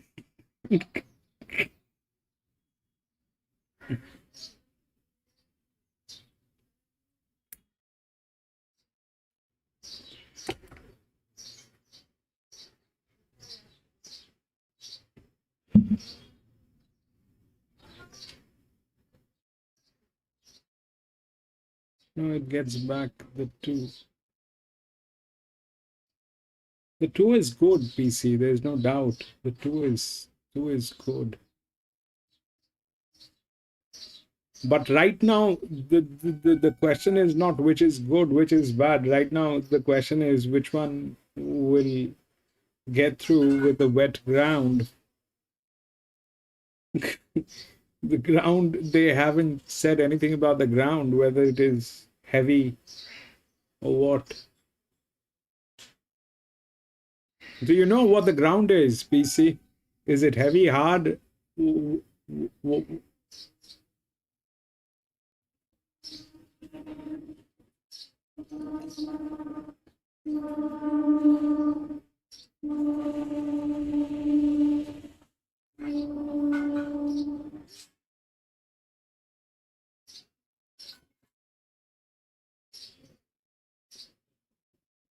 Soft.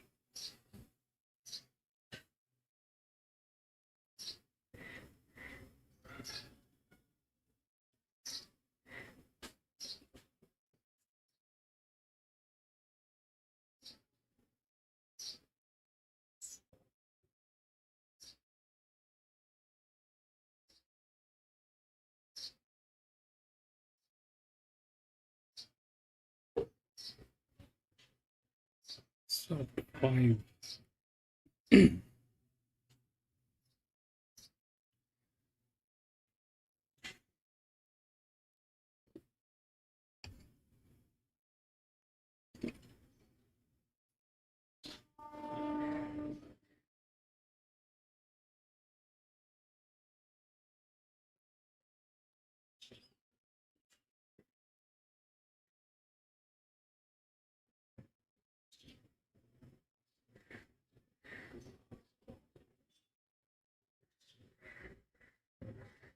How behind are we? Like 1.5 hours, I think we are behind.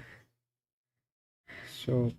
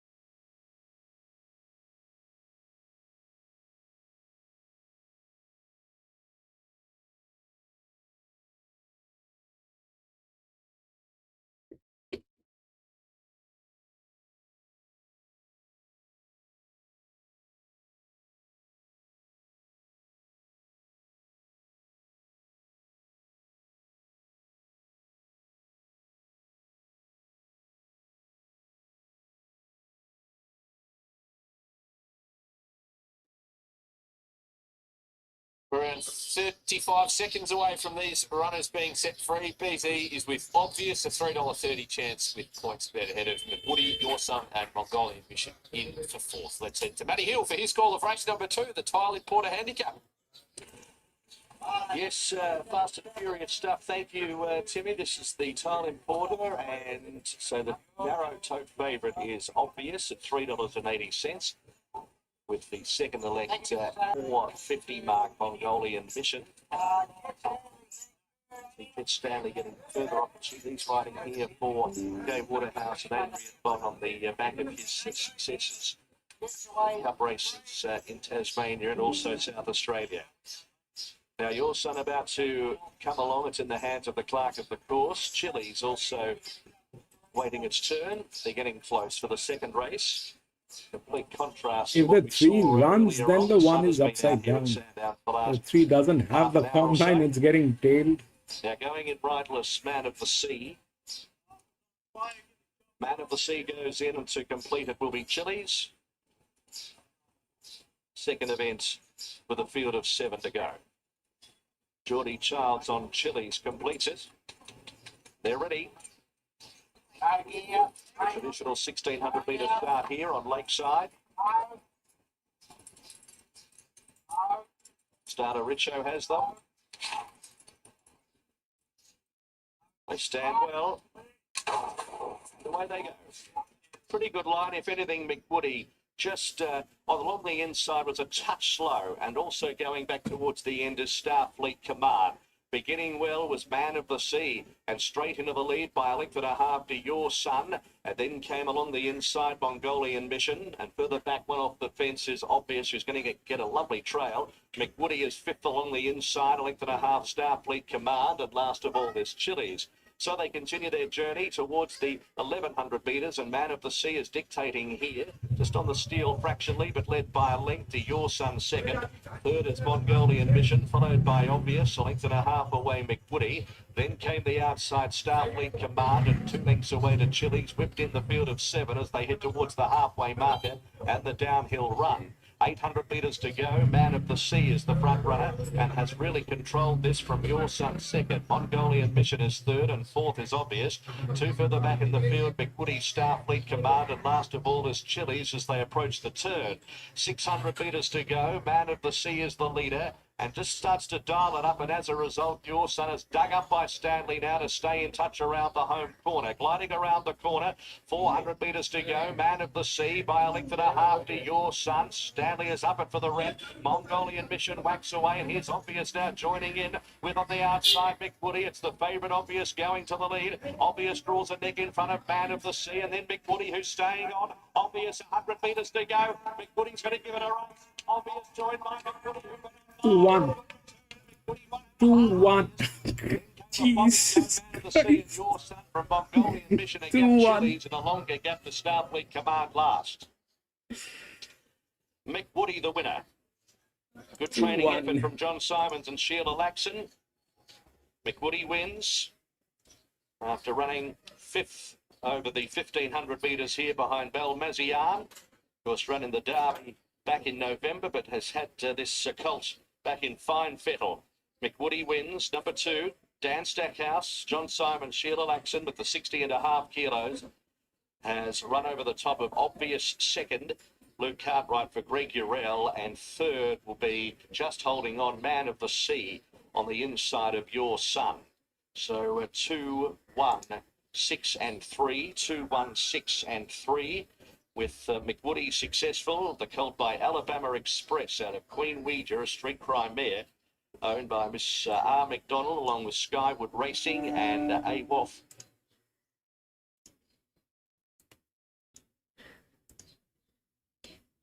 So 2-1, that happened.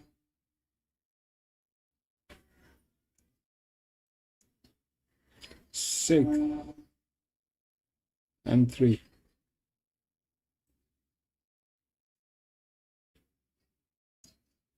I think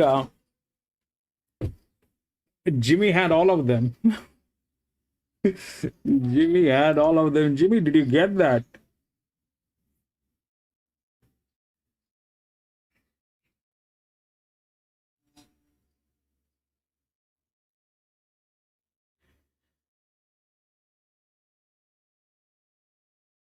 Jimmy had the try.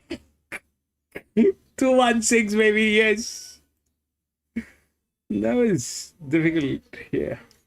216. 161.5 to 1. 6. Then 3.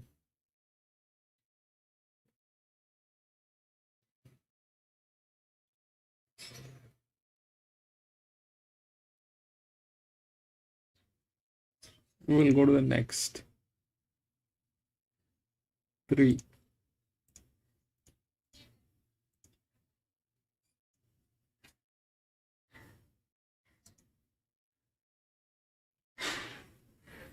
Eight has been scratched. 4712.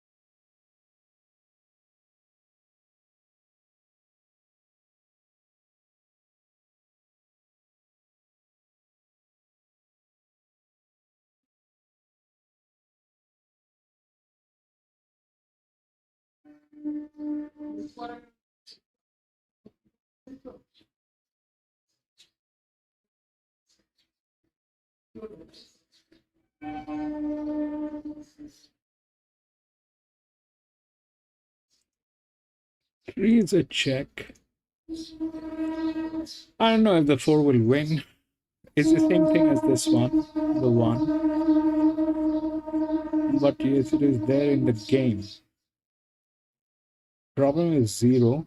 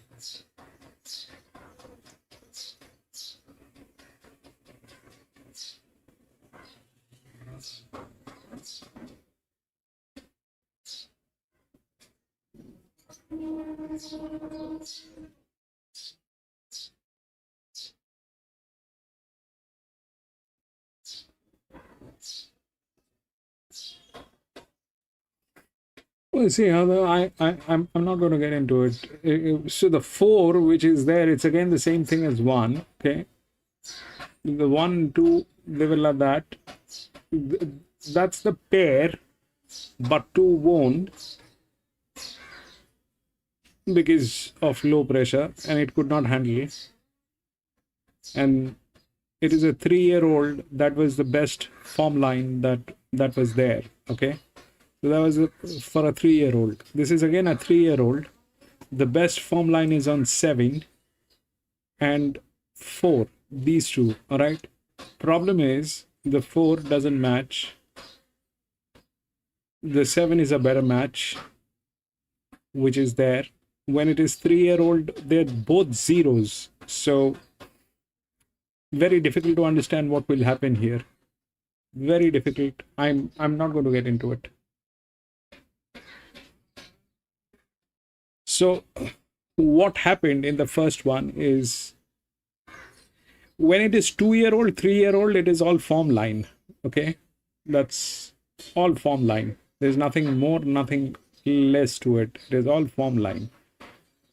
The 2-year-olds and 3-year-olds. So they're right about this, but doesn't match here. So that brings us here, but that is also going to run 0.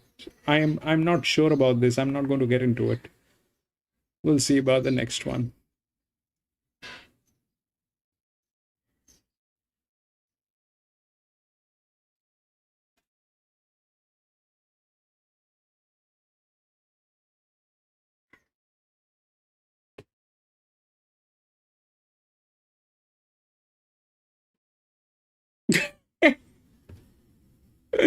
Brilliant, Jimmy.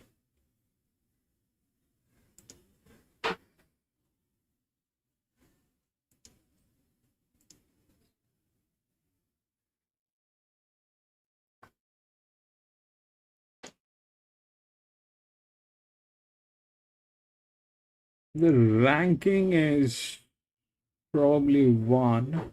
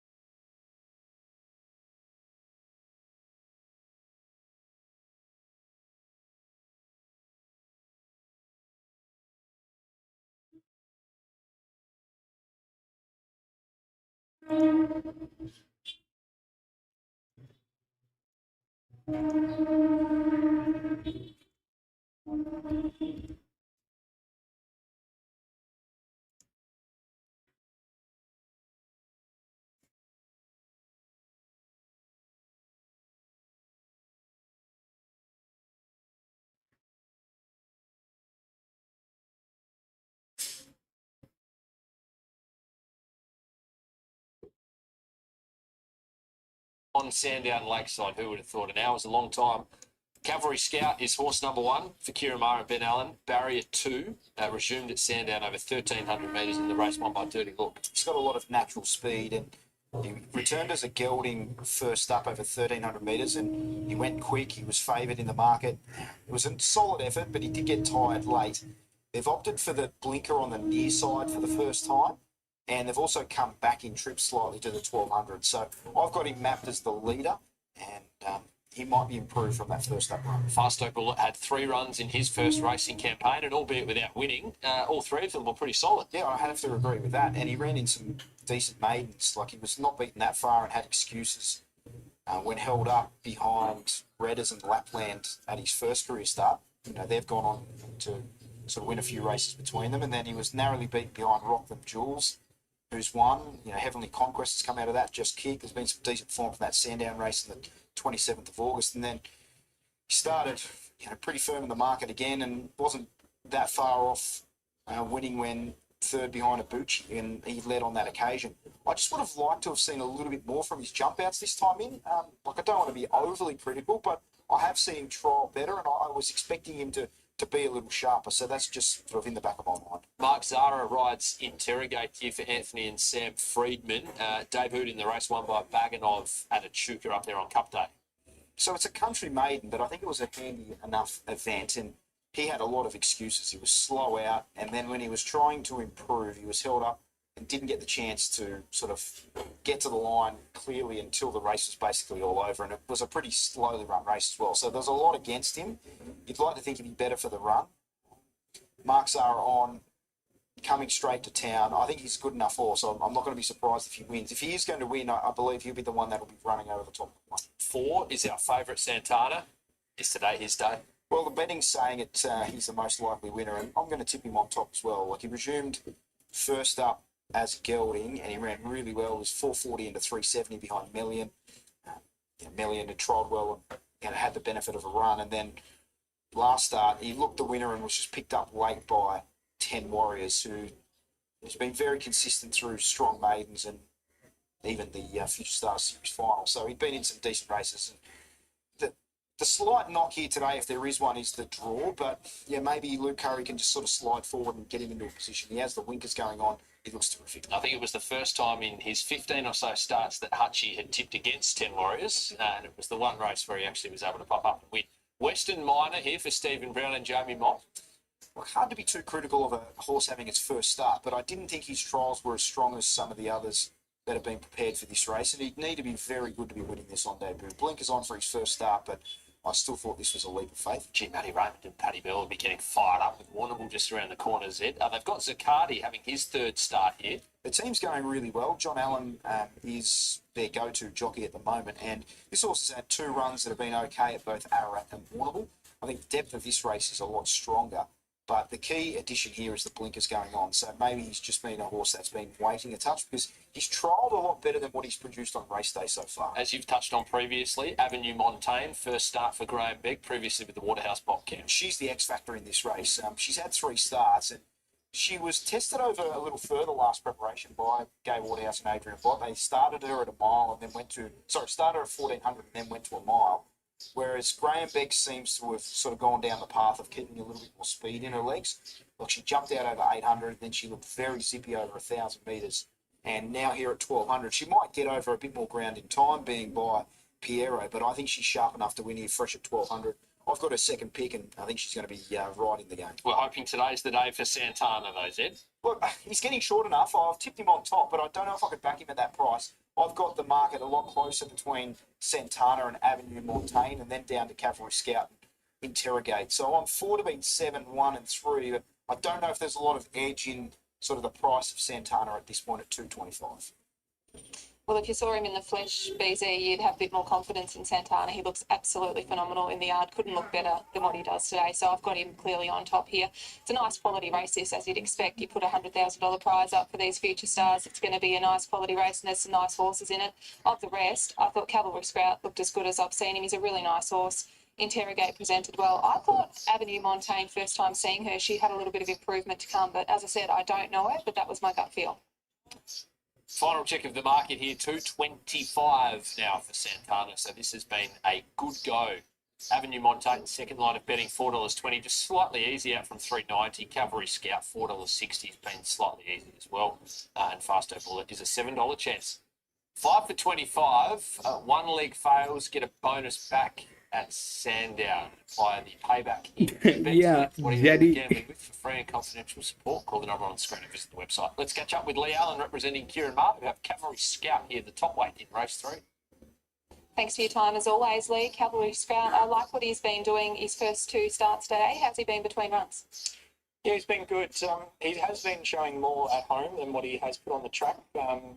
Both times he has been at the races, he has been out in front, and that's been over 1,400, 1,300. So today we will be getting cover from that inside draw, and yeah, hopefully getting behind horses, having something to chase will translate into much better effort. In those sort of situations, you probably would have hoped that it was a bigger field than what you've ended up in today.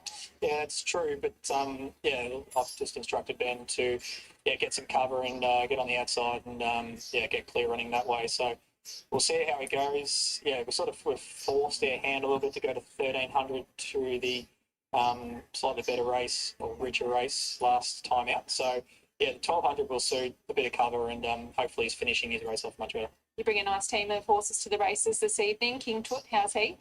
King Tut's very good. Yeah, he was very good last start. He was on his best behaviour. He's a chance again if he finds a similar race. Empress of the Sun, who's in the next race following. She's third up, and there's That was with the coming out 4. of her race. So yeah, she's also a chance. And Alero, provided we get there, he's the last start with Pakenham, and he's also I'm with a chance, out. but, there was a firm I favourite don't trapped want to up. get into this. It's got good form around there around. So yeah, I would just like them not to all run well, but all good chances. This beautiful blue sky, hey? What? Of course they're going to go ahead. Good luck with all your runners. Thank you very much. Okay, interesting little announcement there, I suppose, BZ. Yeah, I didn't anticipate that Cavalry Scout would be ridden with a sit, but back in trip to 1,200 metres, they're electing to try and give him an opportunity to finish off rather than tiring as he has done in his past 2 starts. But what that does is really open up this race. Maybe Faster Bullet is the one that kicks up from an inside draw and looks to try and lead, or is it Avenue Montaigne that sort of shows a bit of speed, or maybe is it Luke Curry from the wider draw back up, Winkers on, that fires forward from his barrier. So small field, only 7 runners, but now that the stable have given the intention of Cavalry Scout wanting to be ridden with a sit, it does change the complexion of the race that I've sort of looked at it, and I'm sure a few punters weren't sort of forecasting that. Jules, do you, as we bring you in, any final thoughts on sort of how that may sort of affect your view on this race? Yeah, if I was giving late instructions to Luke Curry, I'd be saying, mate, you've got to go forward. You've got to, worst case scenario, you sit outside, let small field, so no back up. Use your advantage, fit. And I think maybe the beg horse rolls forward, and market suggests he's pretty firm in the market. No knock market-wise favourite, so that's a positive. But be aggressive from the gates. We've talked about the 1,200 metre stats. Like, you've got to be there. Indeed. Okay, we're inside a minute till start time. Good luck if you're getting involved here in the up-and-coming stars series heat number 6. Let's head to Matty Hill. Good little race, Matty.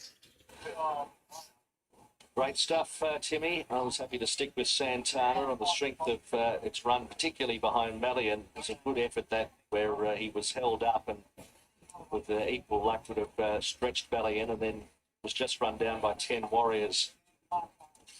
They backed it up. They want to take one of these heats. They've got the jockey switch of Luke. You're right, Jimmy. With Avenue Montaigne, who's bringing the New South Wales form. The punters believe it's the main threat. Last couple getting set. Here is Zicardi at 50 to 1 joining them. It's a complete line Santana Rockless. Sportsbet up and coming star series. Race number 3 on the program. So we go 1,200 in bright sunshine. Faster Bullet drawn the inside. They're ready. Gates clear. $1,000 maiden, away they go. Cavalry Scout away moderately. Faster Bullet jumped well, with also Santana the outside. That's the early order. Avenue Montaigne settled just behind those from Cavalry Scout, and they were followed by Zicardi. 2 lengths away, Interrogate and Western Minor on the rails. Faster Bullet, the front runner, 900 metres to go. By a length, Santana. A length and 3/4 Avenue Montaigne, third outside of Cavalry Scout, and follows its main danger in the betting. A length and 3/4 Zaccardi, a length Western Minor, a half Interrogate. Down the hill now, 650 out, the leader Faster Bullet by a length at an even tempo from Santana. A length and a quarter Cavalry Scout, who's over racing fractionally on the inside of Avenue Montaigne. 2 lengths away, Zaccardi, Western Minor and Interrogators last as they run the turn. 425 out, the leader Faster Bullet cuddled in front, 3/4 Santana. Cavalry Scout runs up behind them. A gap appears and now probes up on the inside and Avenue Montaigne brought towards the middle. The race is on now, approaching the 200. Santana went to the front, drew about a length and a quarter. Cavalry Scout and then Avenue Montaigne, Faster Bullet. Santana 100 to go. Cavalry Scout on the inside, trying hard, but Santana's in front and we'll see it through to 4-1. Santana won by Cavalry Scout. Faster Bullet third from Avenue Montaigne, then Zaccardi, Interrogate, and last of all, 4-1-2-7. Santana, number 4 for Team Hawks. The Rupert Lee Silks with Luke Curry aboard has staved them off today at 250 and 150. Cavalry Scout had its chance, darted back to the inside and has been beaten about 3/4 of a length, and then Faster.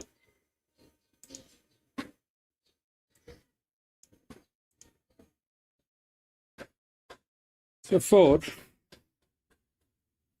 then 1,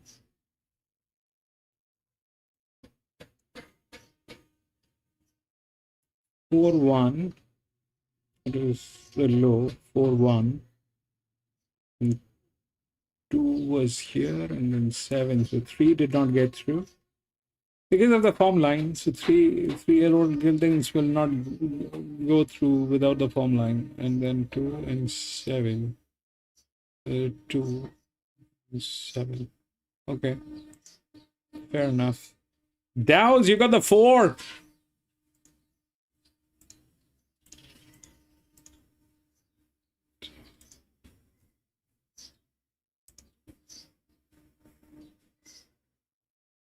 One has been scratched. 9652.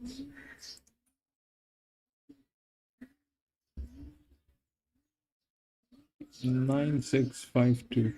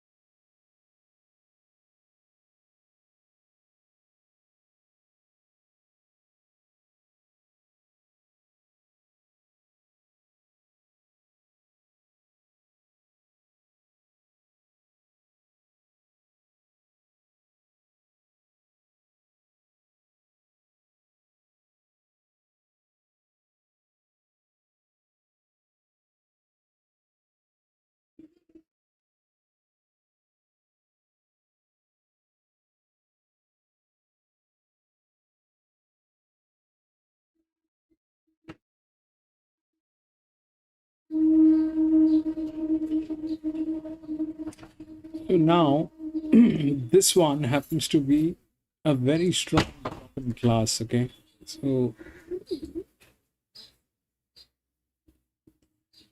this one happens to be a very strong drop in class, but that's all hope. Okay, 57 becomes 54 and a half. This is 59, stays 57, but the other one is here, which is the 8, which is at 59, becomes 54 and a half. This is a low pressure, right? But they're like that, and this is again a very lethal kind of a recipe where it's all same sex, same age, all males. It doesn't go right, but it never plays right.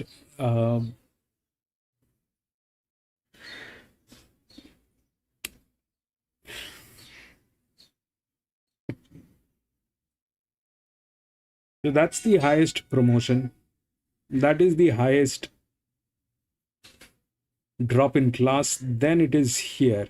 So it's a 57 that became 54. This one is a 59 that became 54.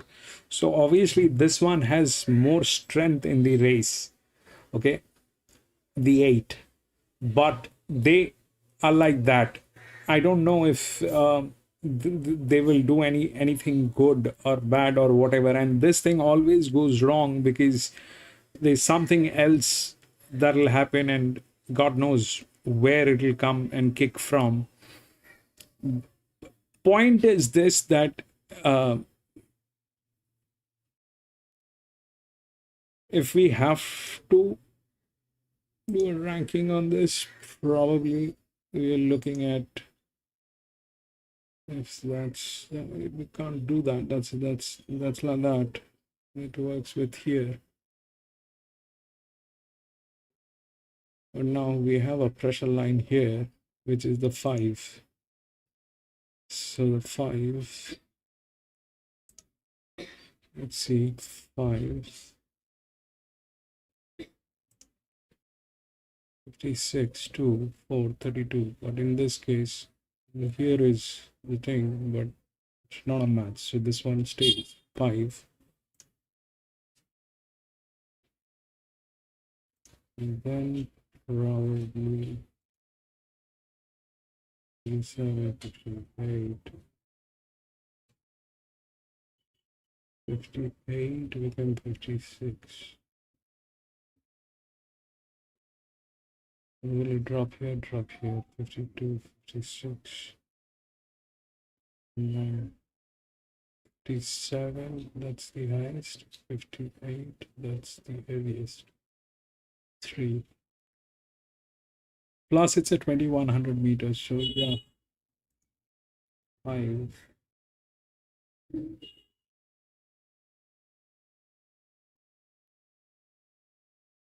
57, 54, doesn't have the leverage, it's okay, 57, that's the only, 56, come from all others, 8, 3, 6, 55,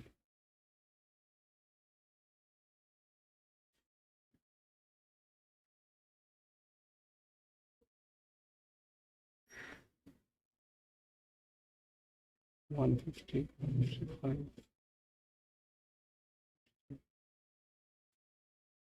46 to 10 to 4.5, that's the highest. Right.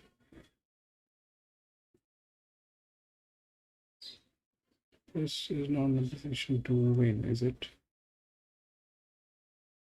73. I'm not in a position to win. 4.5, 29.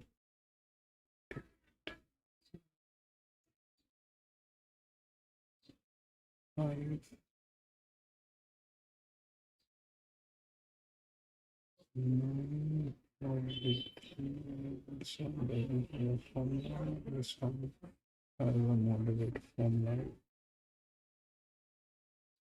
why will not that win? Because that's random. That's not really, it should be here, which is right. Which is right. And this is the larger one, which is up here. That is going to target. That's the highest point. So that's 54 became 57. This is 59 for 5.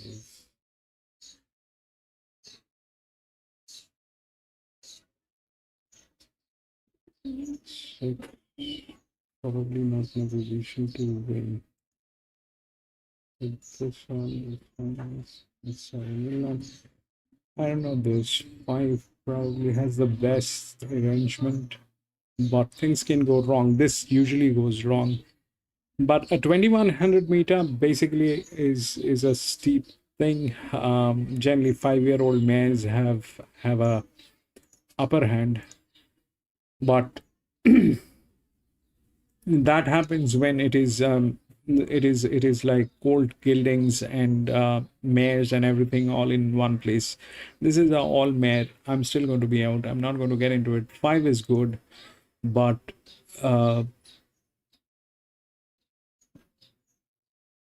that's 7 became 54. Then what happens to 8?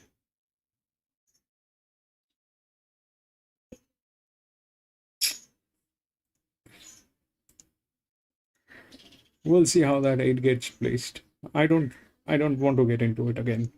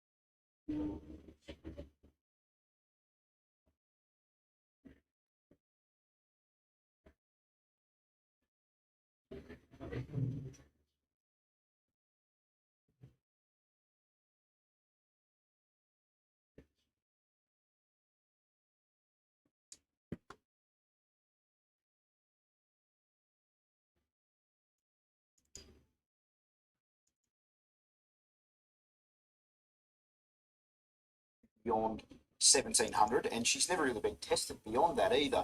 She coming through that rich race at Caulfield, and she just had no luck at a key stage. She was held up when the wave was building and the horses with momentum were coming on the outside. Cat Noir was locked away So the run had excuses. This could open up a lot of opportunities for her if she can sort of be competitive at 2,000 metres. But what about Craig Williams being the go-to jockey for the stable? 12 wins from only 60 rides. And going along beautifully, aren't they? That combination. On fleek for Ben Brisbane and Lockie King. Speaking of good combinations, Zed. Yeah, I thought this mare was a little disappointing last start, and she seemed to have every possible chance on an inside day at Cranbourne when they went slowly. So maybe 2,000 metres is the upper end of her limit. She'd won well on the Heath track over 1,800 prior to that, but potentially she had an off day there last start, but I still thought the run was a touch disappointing. 4 is Bonfeet for Jason Warren and Dan Stackhouse. She's coming back up now to her preferred distance. She'd been sort of a month between runs and 2,000 or 2,200 back to 1,600. So I think the last start you can be forgiving of how she ran. And she has won at this track previously, at this distance as well. She did get a lot of favours there on that occasion from the inside gate. She might not get that same sort of run here, but she's quite consistent. 5, Empress of the Sun for Kieran Murray and John Allen. This is my top selection. I think this is the horse that can improve here third up with a trial since her last run. So her first up run, just don't even sort of read too much into it, over 1,400 behind Paradise City. She wasn't ready for that. She improved and raced in the inferior ground on the hillside track a month ago, over 1,800 in the race. It was won by a flag flyer. And I thought she was sound there, beating under length. And then I like that she's had the trial, and now I like she's coming back to the races sort of at the peak distance. So I think she can run well here at a nice price. 6 is Sapphire Siren, who was a winner first up and then ran third at Pakenham over 1,400 metres in the race won by Plunger last start. She is the X factor in this race. So she comes through the Future Stars series, having won the maiden and then running third in the final. And they were 2 high-quality races with a fair bit of pressure in them over 12 and 1,400.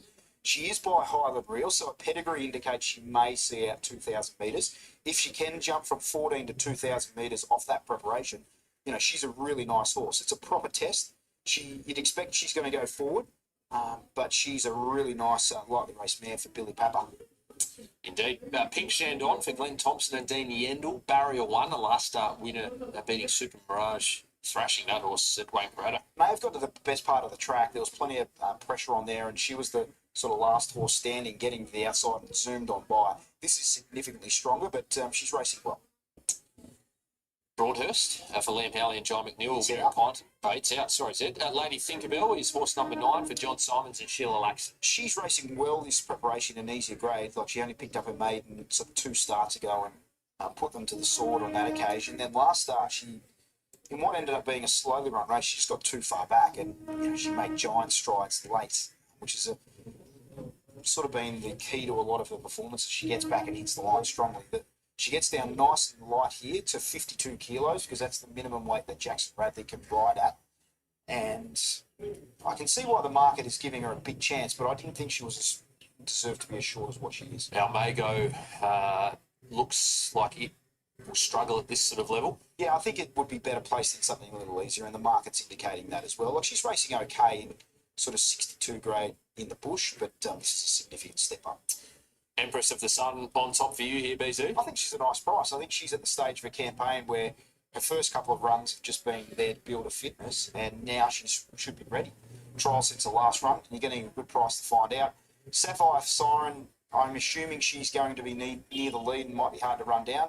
Lady Tinkerbell will be making her run late with no weight on her back, as Jules referenced earlier. Sort of claiming under the minimum is a positive sort of move for stables, but I do think this is a significant step up in class, and then down to Pink Shandon. But I'm backing the 5 and having something small on the 6 as well.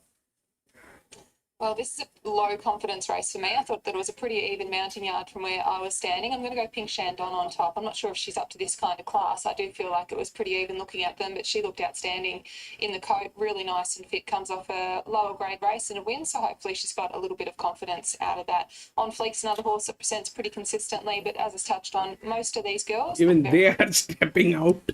Lady Tinkerbell, $2.20. So just They're saying low confidence for. $4 for Sapphire. This is usually a trap. This is usually a trap. 18 for Bonfeet there for Jason Warren. 5 for 25 at Sandown. 1 leg fails. Remember, you'll get a bonus bet back. Available from midday. Apply the payback in your bet slip on the points bet app. What are you really gambling with? For free and confidential support, call the number or visit the website. Let's catch up with Billy Papazaharadakis here to discuss the chances of Sapphire Siren, who's had a good prep thus far, Amy.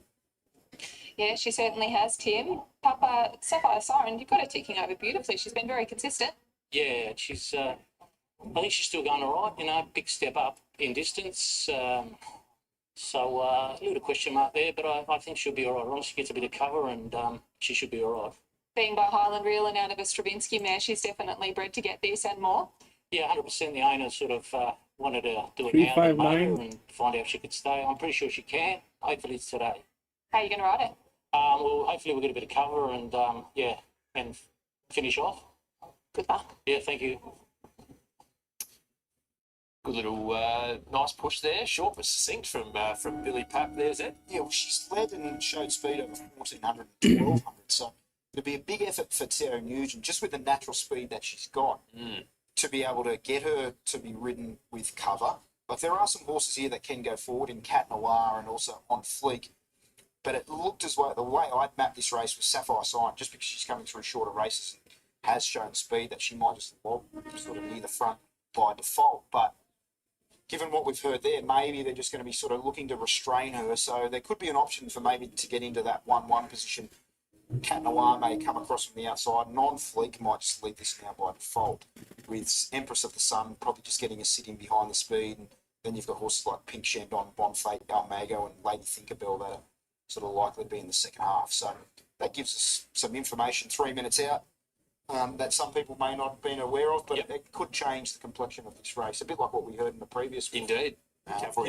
Trained runner wanting to take a sit, and then that sort of provided a great opportunity, not that Luke Curry would have been aware of it, but a great opportunity for Santana to press forward and sort of go on by. But yeah, I don't mind Empress of the Sun here. I think she's the one that we haven't seen sort of her peak so far this campaign, and I like those staying horses when they have a jump out mid-preparation and then jump up to their trip.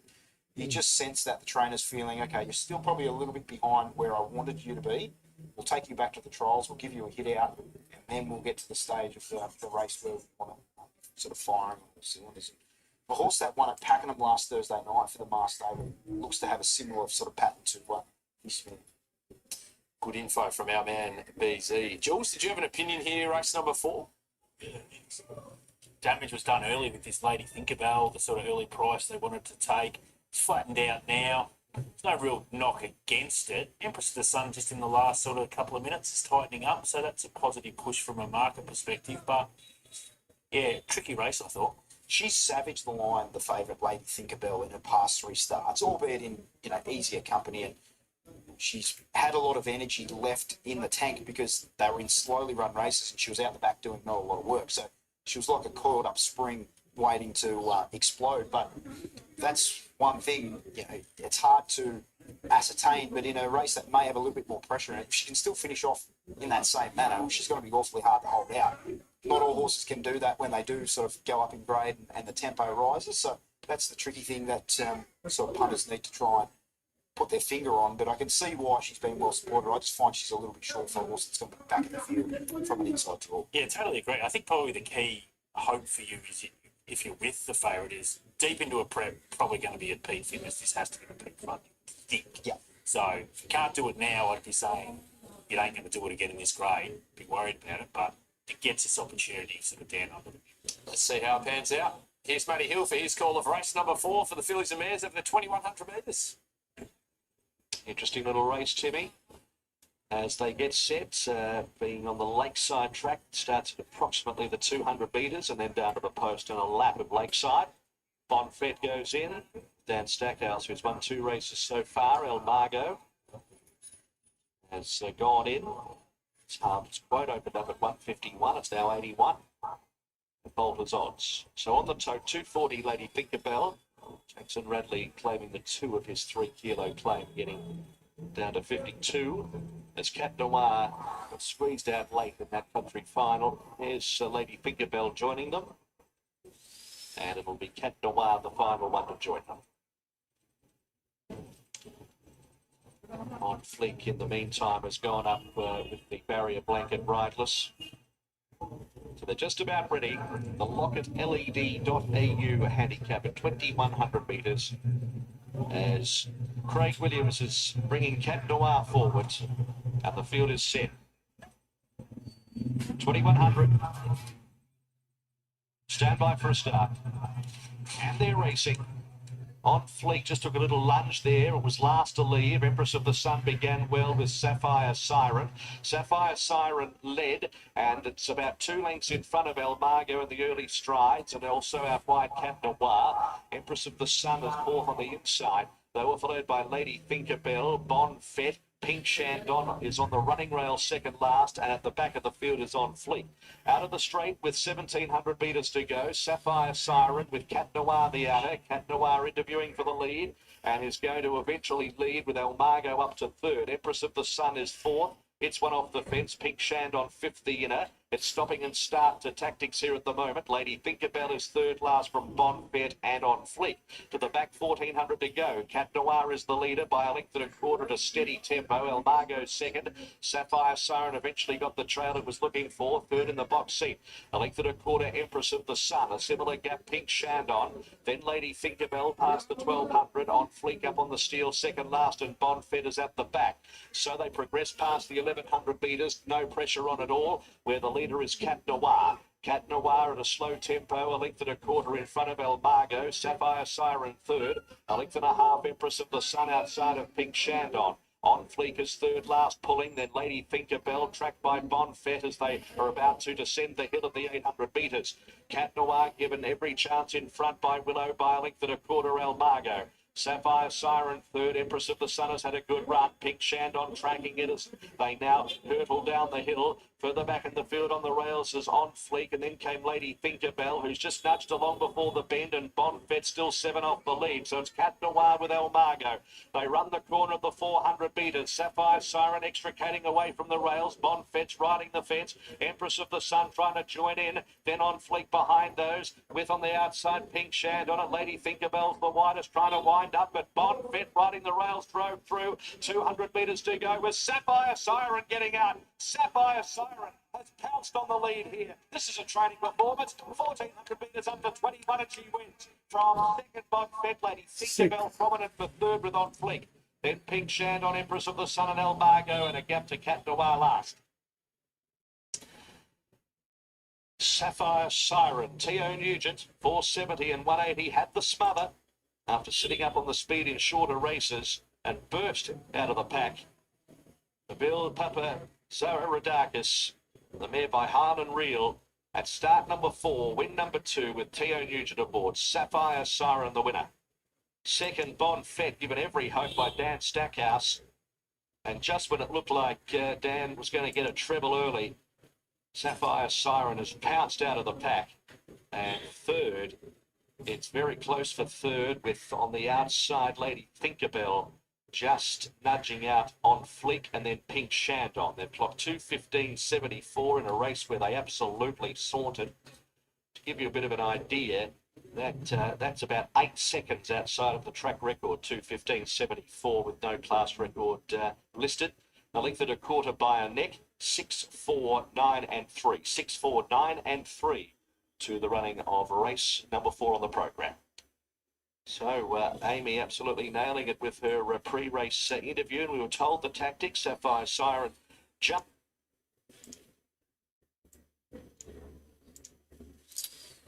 Six.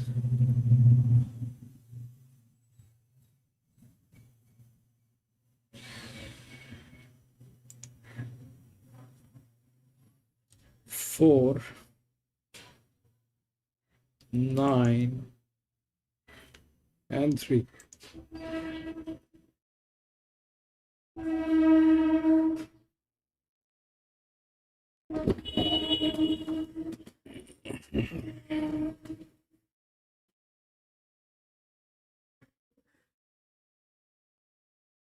It always does that thing.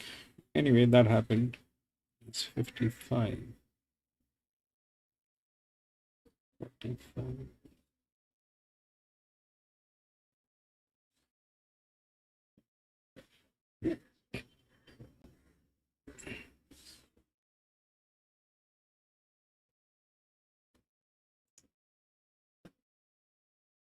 We'll go to the next.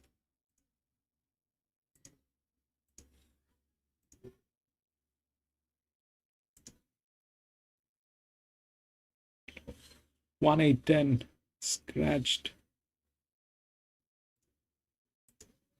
6-3-7-4.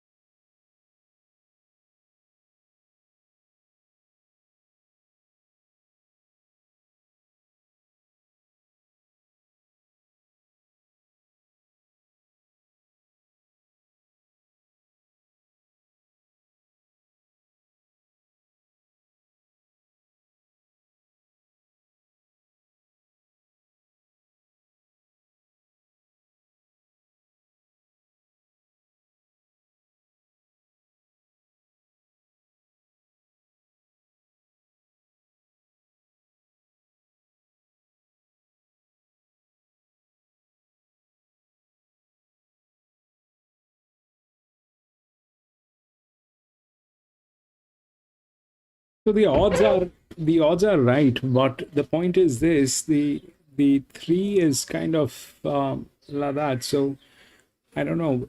Here so that's 59.5. That's also challenging. Okay, but that's the highest, 59.5. This comes from 57. So that becomes higher.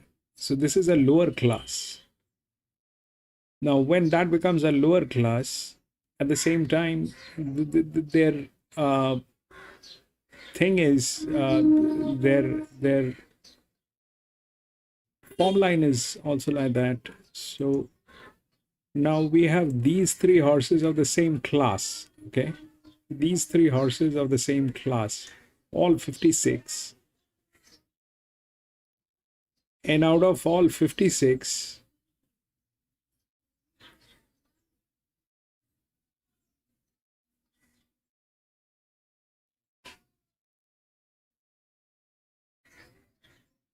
they are the same. They are low pressure. The 9 is definitely a check. How that 9 is going to get placed. For the 9 to get placed, the 3 is like that. So this is a neutral. If they are the same, then the 7 is in trouble.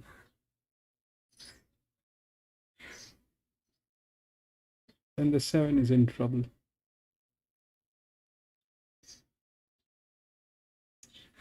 Six.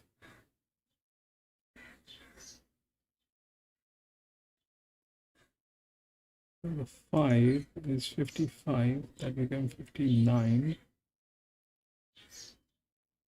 That's high. Then this is 4.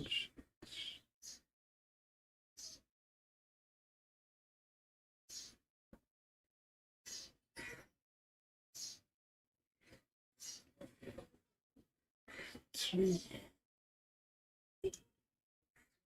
67, 23, junction 71. This is patient, this is low.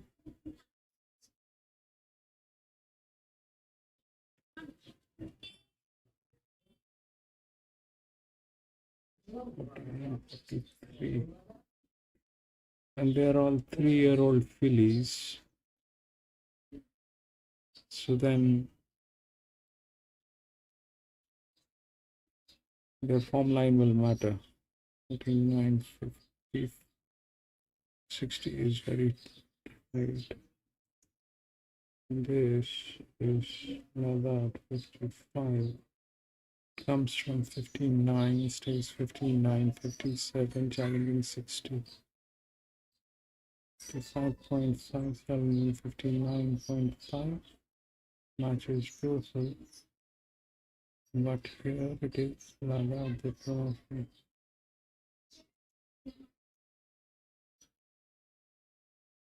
So where all things can go wrong. Okay, so this is this we knew that things are going to go wrong on this. This usually goes wrong. Here it's 3-year-old form line. Okay, 3-year-old form line, 2-year-old form line. We are back to the same situation here, which is a almost all 3-year-old form lines. So in that case, these 2 horses are dangerous horses. Okay, these 2 horses are dangerous horses because they have the form line, and unfortunately they don't. But if we look through the racing line, then 6 is the right odd. 6 is the right odd.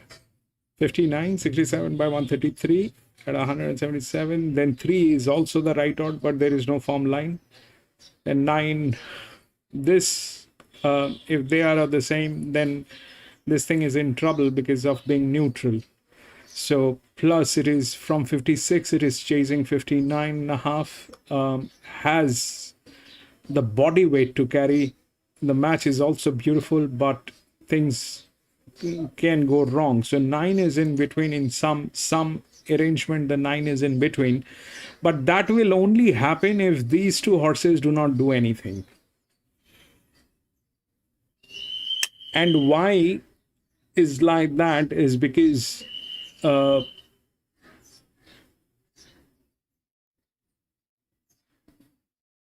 generally when it is 3-year-old, it is about form line, but this one is a benchmark 64. This one was a maiden. This one was a benchmark 64 where a 3-year-old went through with the form line. Okay, so I am kind of a little worried about how things might go wrong. 6 racing wise, yes, but if it's a 3-year-old, then it is going to be trouble. Then it is going to be trouble. So that's the dilemma of this race. Okay, that's the dilemma of this race. The race is saying there are two sides of this. One is we look through what racing is going to be like. It's going to be on pace. That's what it is saying.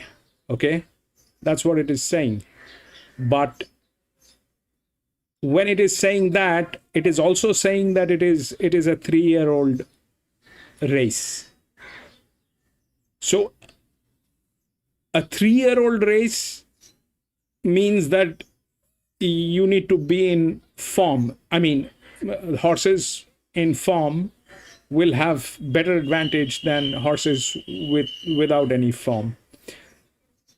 So the odds are right in a way, and they are also wrong if it plays 3-year-old fillies, which is a very strong chance that it might play. It's a very strong chance that it might play. So we'll see how that works. I mean, the 6 is the right odd. There is, I mean, that's 59, stays 59.5, hardly any difference here.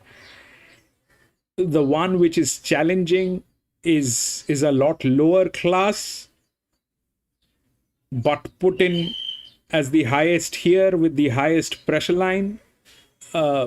So that's that. Okay, so the 3 technically cannot beat the 6, but that only can happen if this thing plays benchmark 64 and not 3-year-old fillies. If it plays 3-year-old fillies, then it is upside down. I like the 6. I'll go with the 6 probably, but let's listen to them what they're saying about it. The 9 probably is there in some kind of an arrangement. The 9 is there. 50. If they are all 56, if they are all 56, coming from 56, then the low pressure is something which is going to work.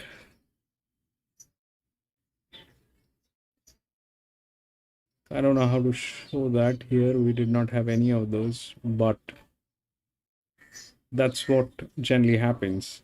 We'll see how that works. But point being is, this thing is also dicey.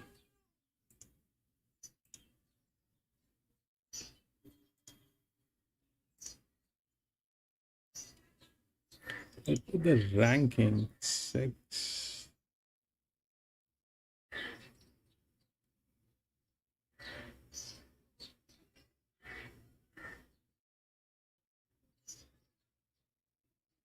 $57, $65, $56.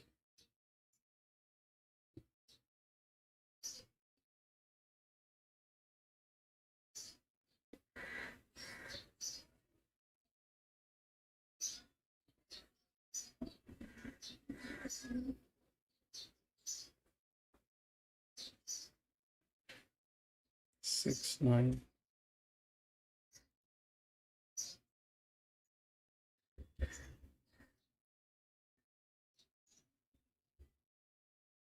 3.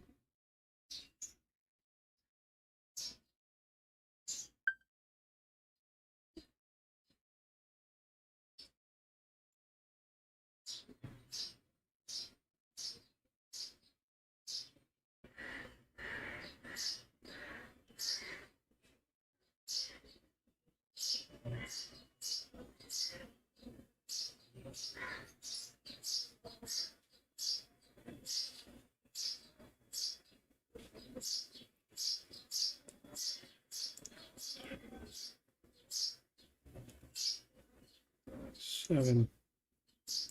Let's see how that works. 737.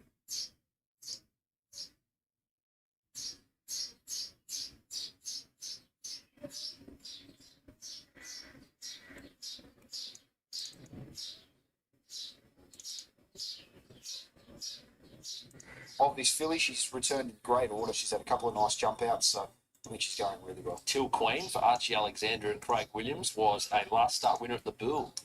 She bumped into beautifully at Terang, and that form sort of ties in with Gold Coast Bell. And then she got the best run you've ever seen at Warrnambool and just held on from the fast finishing Impulsive Reaction, who looked like it had won. I'm keen to follow it when it goes around next. It's in Cranbourne on Friday night over 1600 metres, so there's a ticket itself. There was a massive run from Impulsive Reaction. But getting back to Till Queen, yeah, this is a step up in grade, but she looks to be a nice progressive filly by Kim. Back to the top 2, Befuddle for John Sadler. This is a filly that has been tested in better races, and she ran second behind McGaw in the $1 Million Showdown. Let him up. She's run third to Recuperato and Prestige Schnitzel in a Group 3 race at Flemington. Okay, albeit it wasn't the strongest Group 3 race, but she came back this preparation and led over 1,000 metres in the race. It was won by Gentle Steel, and then she was just poor at Flemington last time. This is a leap of faith from John Sadler, putting her out to 1,400. But it seems a bit of a sneaky move, going to 1,400 and also putting Mark Zara in the saddle. So maybe he's just been looking to try and get her up in trip to 1,400, but she was very poor last start, and hopefully she can bounce back. But she looks like she's got good speed. Is she in your top 4? No, she's not. No, she might have been 5th. Gold Coast Bell is one of your better players on the program. Yeah, I'm hoping that Befuddle's not too much of a pest here for the lead, but you'd imagine it. You know, it's got good speed. It's going to go forward somewhere. But I think this filly, by So You Think, Gold Coast Bell is going to be quite hard to beat. I think she's at the stage of her preparation now where she should be sort of very hard to run down. Dirty Look, you'd imagine, is going to be conceding head start, but should be charging on at the finish. And then I've got Milady Rose and Amping Lassie for the minors. But no, I'll back the 6 and hoping she can win. Yeah, I see them very similar to you, BZ. I've got the same horse on top in Gold Coast Bell. There was really not much between her and Dirty Look. You could easily flip them around the other way. I thought both fillies presented in really great order here. And as for the minor chances that you gave a chance to, that was pretty much exactly on the same page. So Gold Coast Bell, we're both on the same team. $2.65 for Gold Coast Bell. Dirty Look, $3.56 for Milady Rose, who's just been chipped away at. 10 for Amping Lass and Cooley, the stablemates, an $11 chance as well. The same quote as Till Queen. Beast Mode, live now on the PointsBet app. Spicy odds at Sandown, Strathalbyn and Belmont. Bet and stake limit supply. What are you really gambling with? For free and confidential support? Call the 1-800 number or visit gamblinghelpmymind.org.au. First leg of the quaddie here, Zed. Are you tempted to get involved from a quaddie basis or just cheer home Gold Coast Bell? I haven't taken one myself, but my quaddie number's on the racing.com website under the tips page, under the tipping hub. I went 3, 6 and 7 in the first leg. Yep. I'm going 3, 4, 7, 3, 4, 5, 7, 10 in the second leg. Just going one out. Whoa. Fact check in the third leg, Love it. number 8.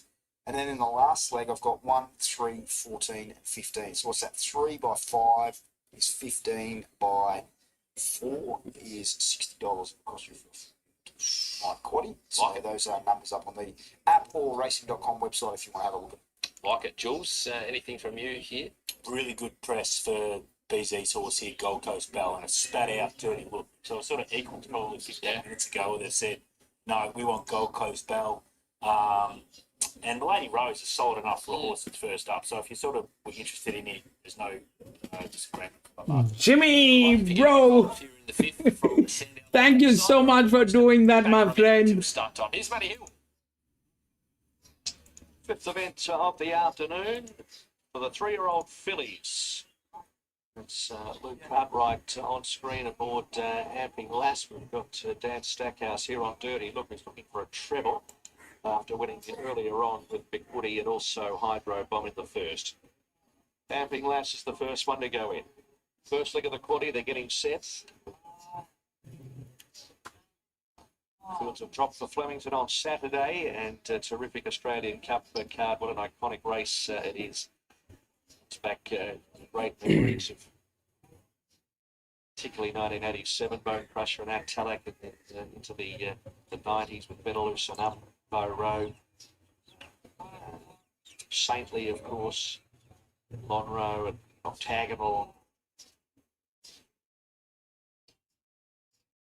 Recent times we've had Harlem with it a couple of times. Great race last year with Cascadian Over Pride of Jenny Walker and Mare Do on Saturday. Big coverage ahead. Last one getting set, Dirty Look. It's a winner of an up-and-coming Stars maiden heat. Takes the outside. They're ready, 1400. 3-year-old fillies are set. And they're racing, and Gold Coast Bell just missed it a beat. Boots up and got to fourth early. Befuddle led from the Lady Rose. Then Gold Coast Bell, who got to third outside of Amping Lass. Next in the field then is Till Queen, who snags back outside of Cooley, and Dirty Look last. 1100 to go. Front runner is Befuddle. By a length and 3/4. Speed isn't too bad from the Lady Rose, and they're 2 lengths Gold Coast Bell.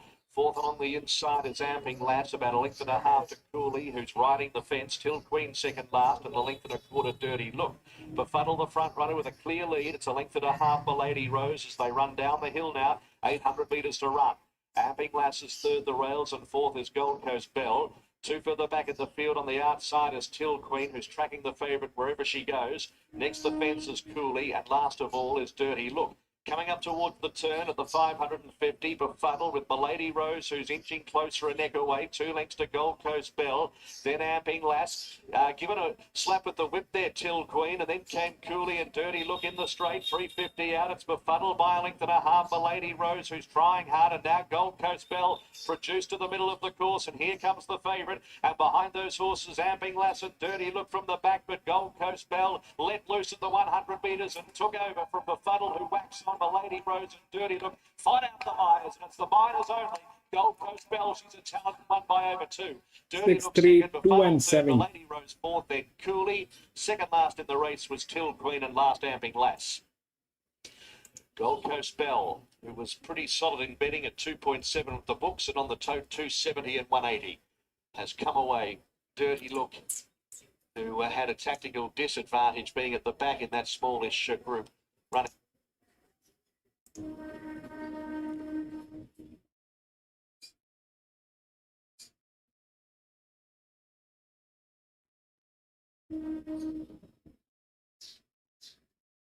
Six, 3, 2 and 7.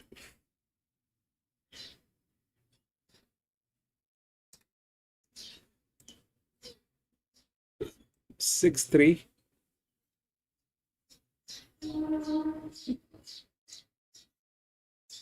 2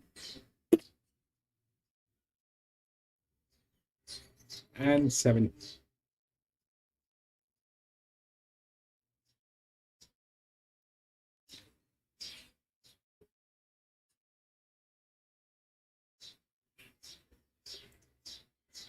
We'll go to the next.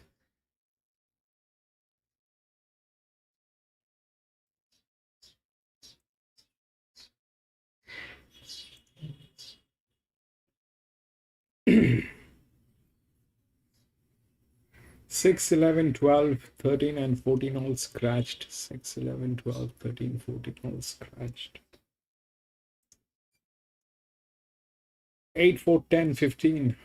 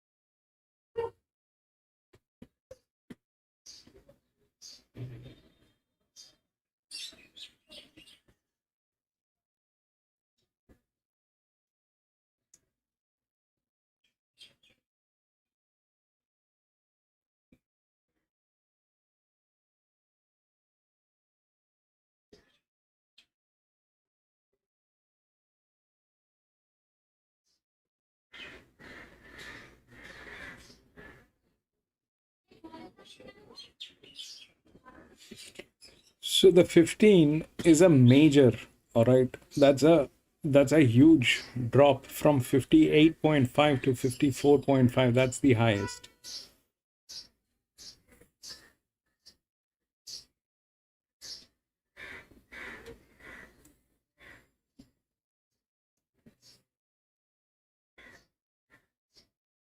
$58, $56, chasing $58.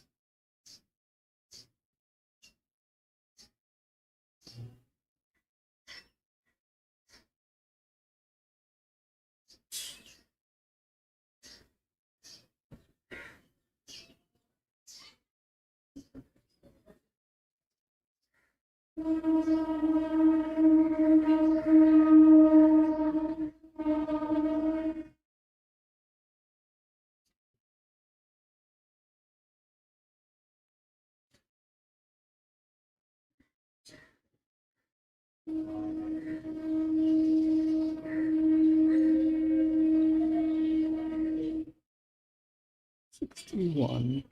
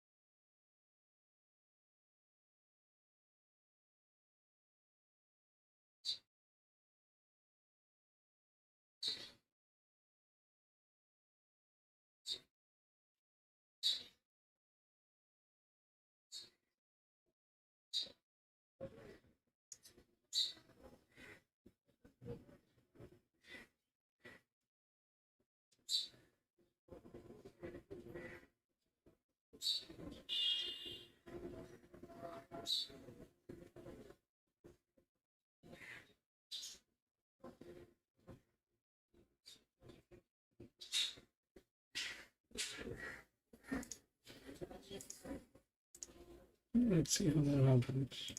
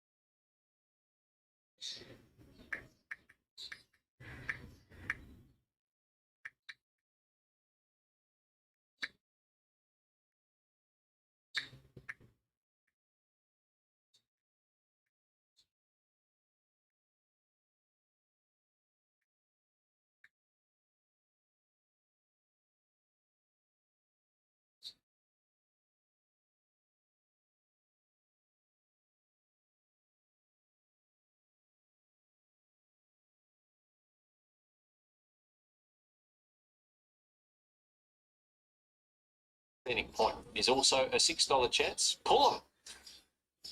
If you like a same game.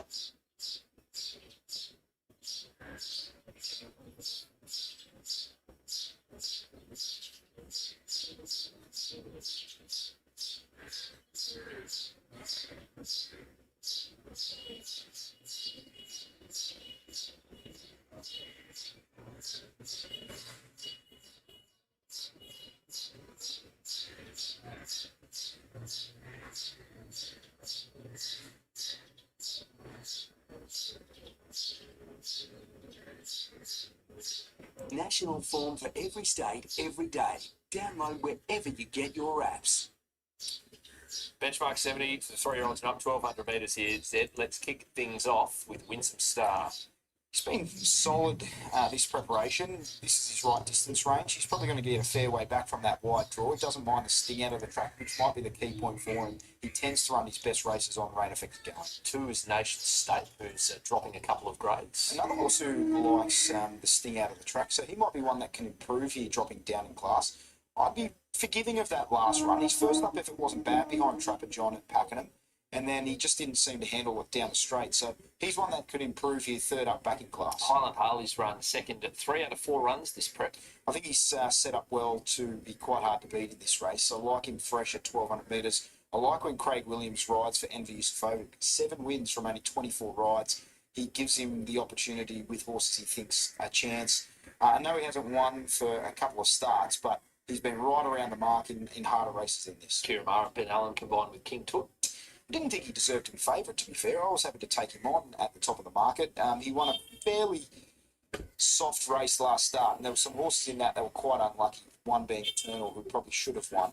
Yes, he's open to improvement, but I thought he might be looking for 1,400 metres. Tango Jewel for Jamie Edwards also dropping in grade slightly. This is a mare that I think can run better than what she produced last start. She was caught wide and just sort of basically gave up at Cranbourne last start. Prior to that, she wasn't beaten far at Flemington, and even sort of 3 starts ago was terrific behind Immortal Star. She's a really big price in this race. I think she can run well. But Ori didn't show a whole lot first up. No, I think the betting was expecting a little more than what he produced.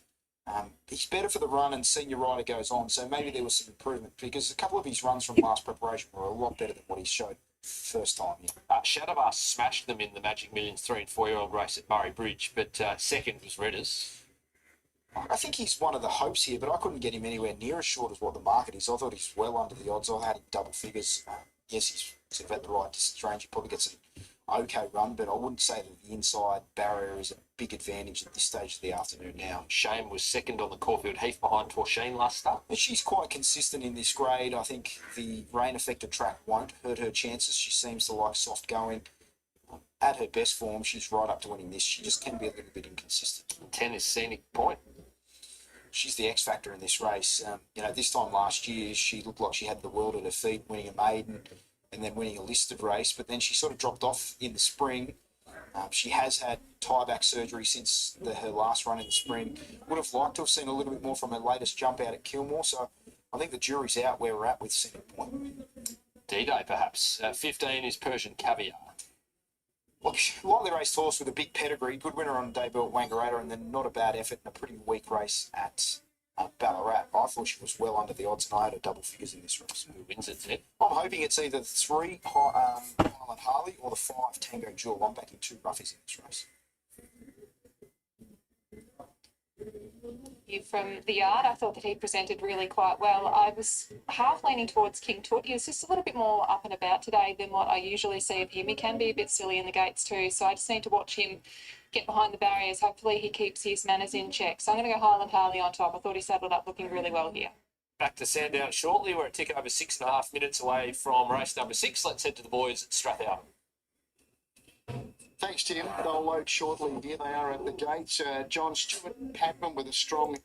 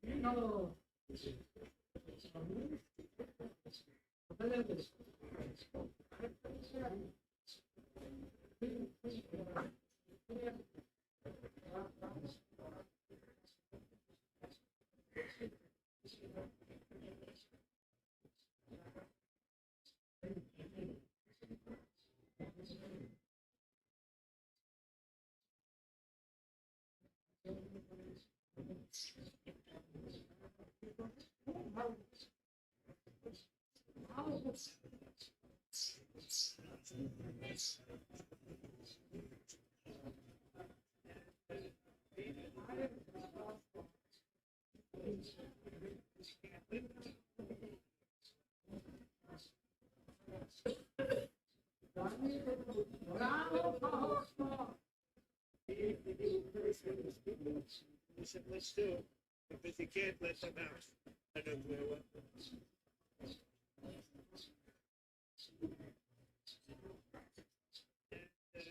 I think you're the first one to speak up. So let's do it.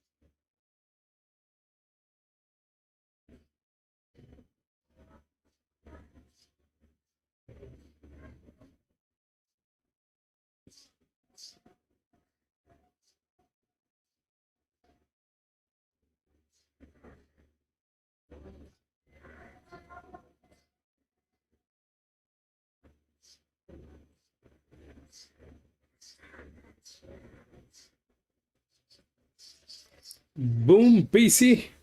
Where?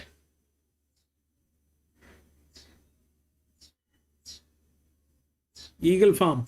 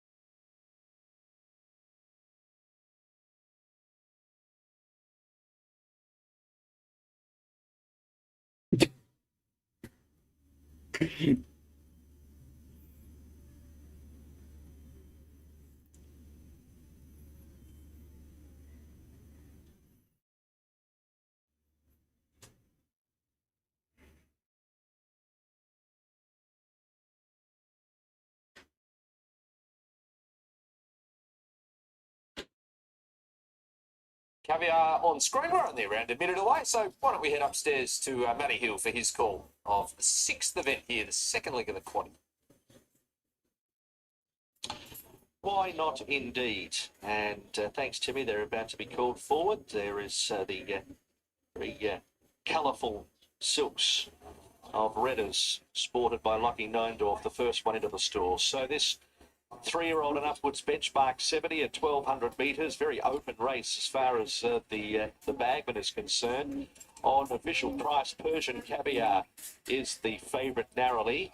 Persian Caviar, who is the daughter of the Great Black Caviar, at $6.70 the tote, but into $5 in from $6 with the books ahead of Redders at $5.50, and then Scenic .650. Mark Zara rides plus a half. King Tut's been a drifter, $5.50 to $7, and Winsome Star $10 into $8.50 with the bagman. Redders in with Tango Jewel and Persian Caviar. Harlan Harley about to come along now, but is trying to back in. That's not quite going to work. King Tut, Scenic Point, Winsome Star, and Baduri, the final 5 to come along here for this sixth event. Now, Harlan Harley is the next one along, helped out by 3 or 4 attendants. He could wait to turn. Drifter out a point and a half. King Tut is in. And here's the Yulong Silks of Baduri. Nolan waiting with also Winsome Star. It's had its fair share of backing and presents value on the tote, at least at the moment, at $10. Baduri in. Winsome Star forward and Scenic Point is going to be the final one to join them. Race number 6 on the program. Listed with a Scenic Point in the Redoutes this time last year. It's very wide. Who's Zara the is line? gate number The field is set. 15. The Thoroughbred Club of Australia, 1200. Come on, baby. Racing. Winsome Star, 12, missed it a length and a half. Scenic Point drifting out from the outside alley. Tango Jewel began well with Nation State and Persian Caviar. Right on their heels out wider is Shame, looking for a forward position and a spot closer to the fence. And then came Red as King to midfield. Next, Harlan Harley, Winsome Star, Baduri and Scenic Point is at the end. Tango Jewel, the front runner. 800 metres to go. Runs off that top corner, 3/4 of a length in front of Nation State and tried to slacken it. Shame out 3 wide. Red is 4th the inside. They were followed by Persian Caviar, wedge between horses. Next out 3 deep is Harlan Harley with the back of Shame. 2 lengths Winsome Star, King Tut, Scenic Point, and last Baduri. Up around the turn, Tango Jewel from Nation State. Then 3 wide Shame. Persian Caviar next the outside of Redders. Further back Harlan Harley dug along. Winsome Star riding the fence. King Tut's got a bit to do, and Scenic Point the outside from Baduri. Tango Jewel with Nation State, who almost levels up. And now Shame is joining in on the outside, and Winsome Star right up along the inside. King Tut comes on at the 100. It's Shame in front, King Tut, then Winsome Star. Shame in front of King 9, Tut. Shame 4, from King Tut and Shame. 15. King Tut. Jesus Christ. 9, 4, Star 15. and Nation State fighting out 4 from Baduri, Tango Jewel, then Red as Harlan Harley, and Scenic Point was last to finish. Shame, number 9, has staved off King Tut, number 4, and it'll be a photo for 3rd where Persian Caviar is prominent ahead of Winsome Star, but we'll confirm that in a moment. Shame, Luke Cartwright for Cliff Brown, had a winner yesterday at Yarra Valley Cliff of Debutante, and this horse has done the work, sat outside the speed, sat wide, didn't matter, staved off King Tut 2nd, and they've raced away with number 15 Persian Caviar just getting 3rd ahead of Winsome Star and Nation State.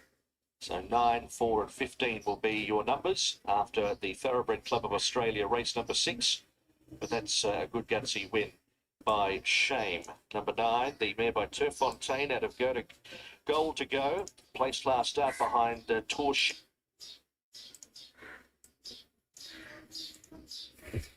Nine. That 6-year-old mare.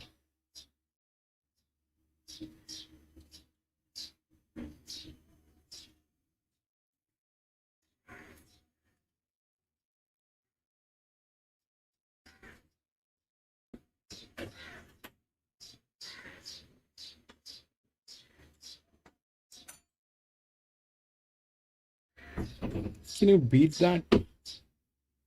9, 4, 15. Man. Go to the next. Jimmy, I think you got that, baby. 9 and 4. Yes. Brilliant.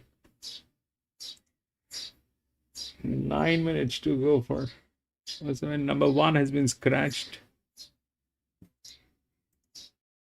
8, 5, 3, 4.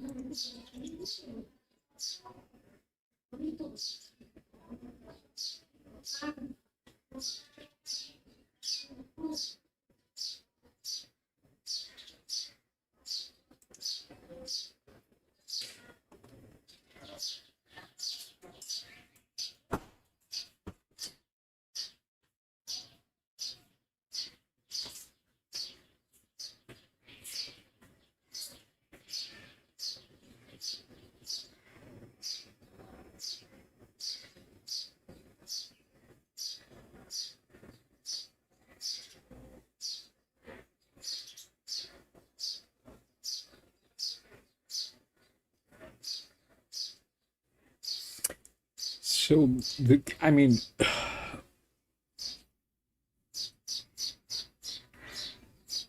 $58.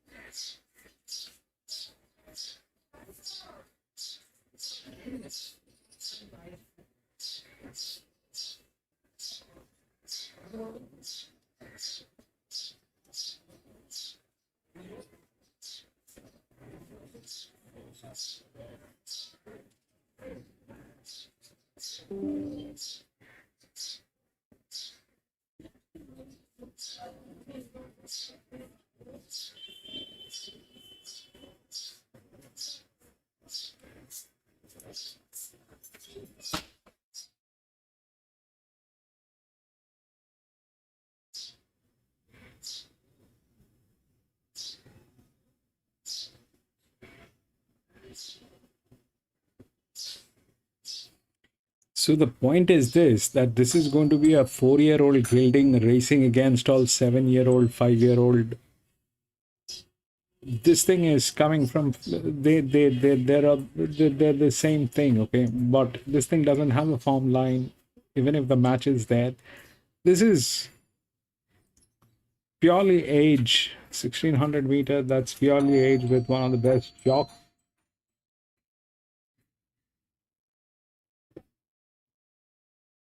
That's what I think.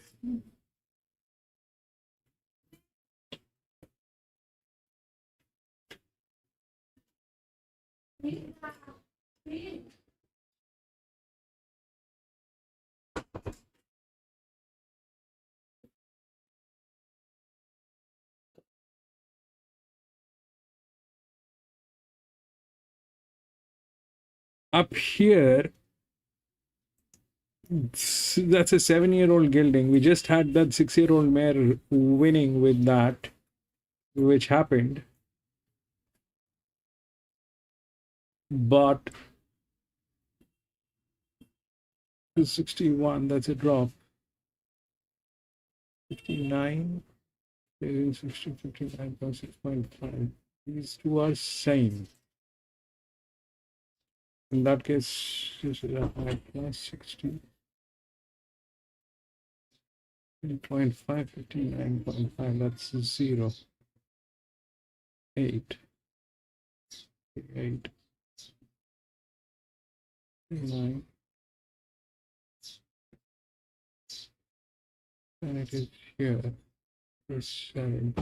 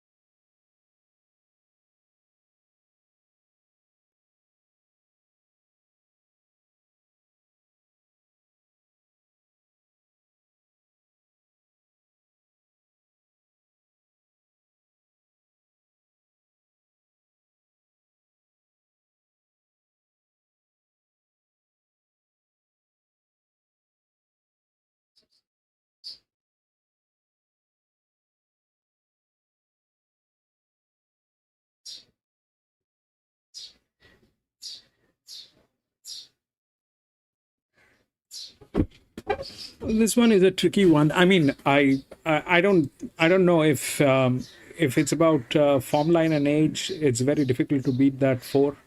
That's true, but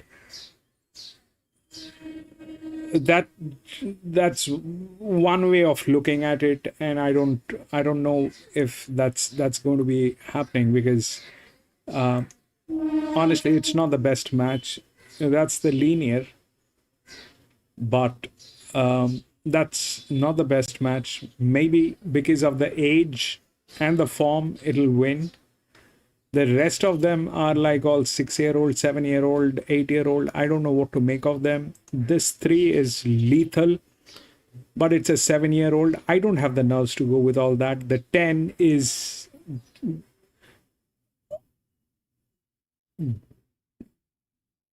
I mean, by far, probably the strongest one is 12.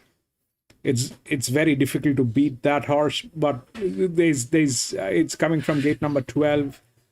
No form line. There's nothing on this horse. If they are the same, then this thing is lethal. It doesn't match. Look at this match here. Look at that. So that's very difficult to beat the 12. But it's coming from gate number 12. 8 as a 4-year-old gelding is with Craig Williams, I think, coming from gate number 1.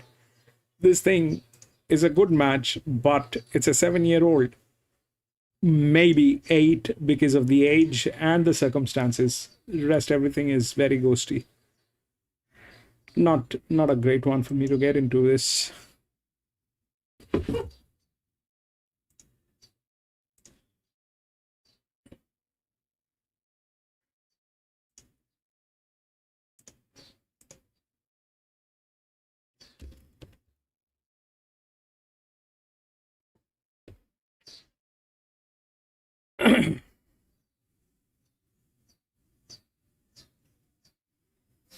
We were 3 sand.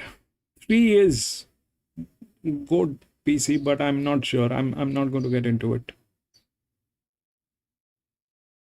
The 3 is good. How that 12 is going to get beaten is also something that I would like to see.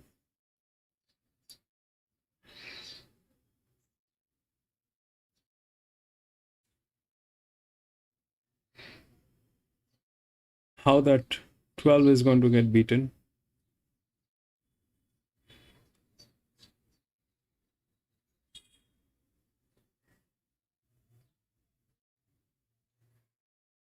Very dicey game. PC is on that 7-year-old mare. I don't have the nerves to go with all that.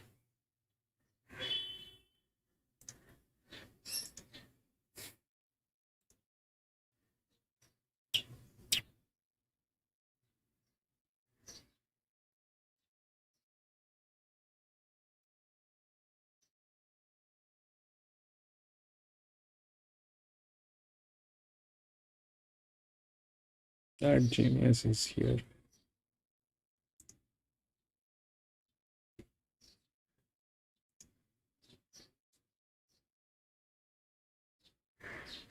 Enough without winning. I think a key point is the senior rider goes on the quick backup. So maybe they just thought some of the apprentices that have been riding George Get Mad just haven't been able to get the best out of him. But he's not an easy horse to follow, and I thought he deserved to be good. 5 is Merchant Flyer for Gavin Benchgood and Billy Egan. Formerly trained up in Queensland with Grant Allard, joined the Benchgood stable last start. It was a massive run behind Bet Witchery, who has subsequently come out won again in a rich race at Caulfield. So she's in form and flying, and this horse was basically back near last over 1,400 metres and just zoomed to the line. Really was a flashing light style of run. You'd assume the step up in trip to the mile looks ideal given his form from up in Queensland, where he's had 7 starts and 3 wins at the mile. The concern is, how far off a horse like Fact Check is he going to be, because he often sort of settles back in the field and he's drawn wides, and I don't see Billy Egan sort of pushing forward early stages, so there's a big chance he could be sort of 4, 5, 6 lengths off the main chance. Staunch is the reigning Evoca Cup winner. He tends to race well fresh. Historically, he's had 7 starts for 2 wins and 2 minor placings, I think this is a stronger sort of contest that he's met than some of his previous first up runs. So you do need to take that into account. He also may need the run. He's only had the one soft jump out leading into this, and he could be better suited in something easier and deeper into the campaign. What about Bogan Legend, particularly now we're on that sort of softer, choppy ground? That may sort of play into his hands, but he's still underwhelming last start.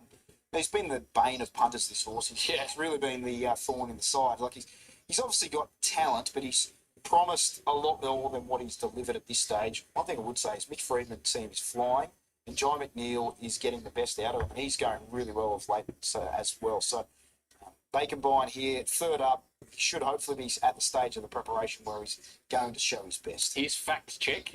Who's your best bet on the program? He's had 3 runs for the new stable. He was terrific and unlucky first up at Seymour. He bolted in at Pakenham. And then last start, he was probably the best run that he's produced, and he was defeated there by Jareth, who's a $5 or $6 chance in a race at Flemington in the early markets for Saturday. So I think the format of the race is solid. In terms of the rating of the race and the speed out of it, it was a high-pressure mile. He went forward, and he was only picked up in the concluding stages. He's won previously on soft tracks. I don't think that'll be an issue for him. He looks extremely well placed here. And 9 is Heavenly Eagle, who's also on the quick backup. Not an easy horse to catch. He's quite inconsistent. Celine Gaudray takes over from Stephen Brown Jr., who's been riding the past couple of starts. But on the sort of evidence of what I saw last start, he's absolutely no hope.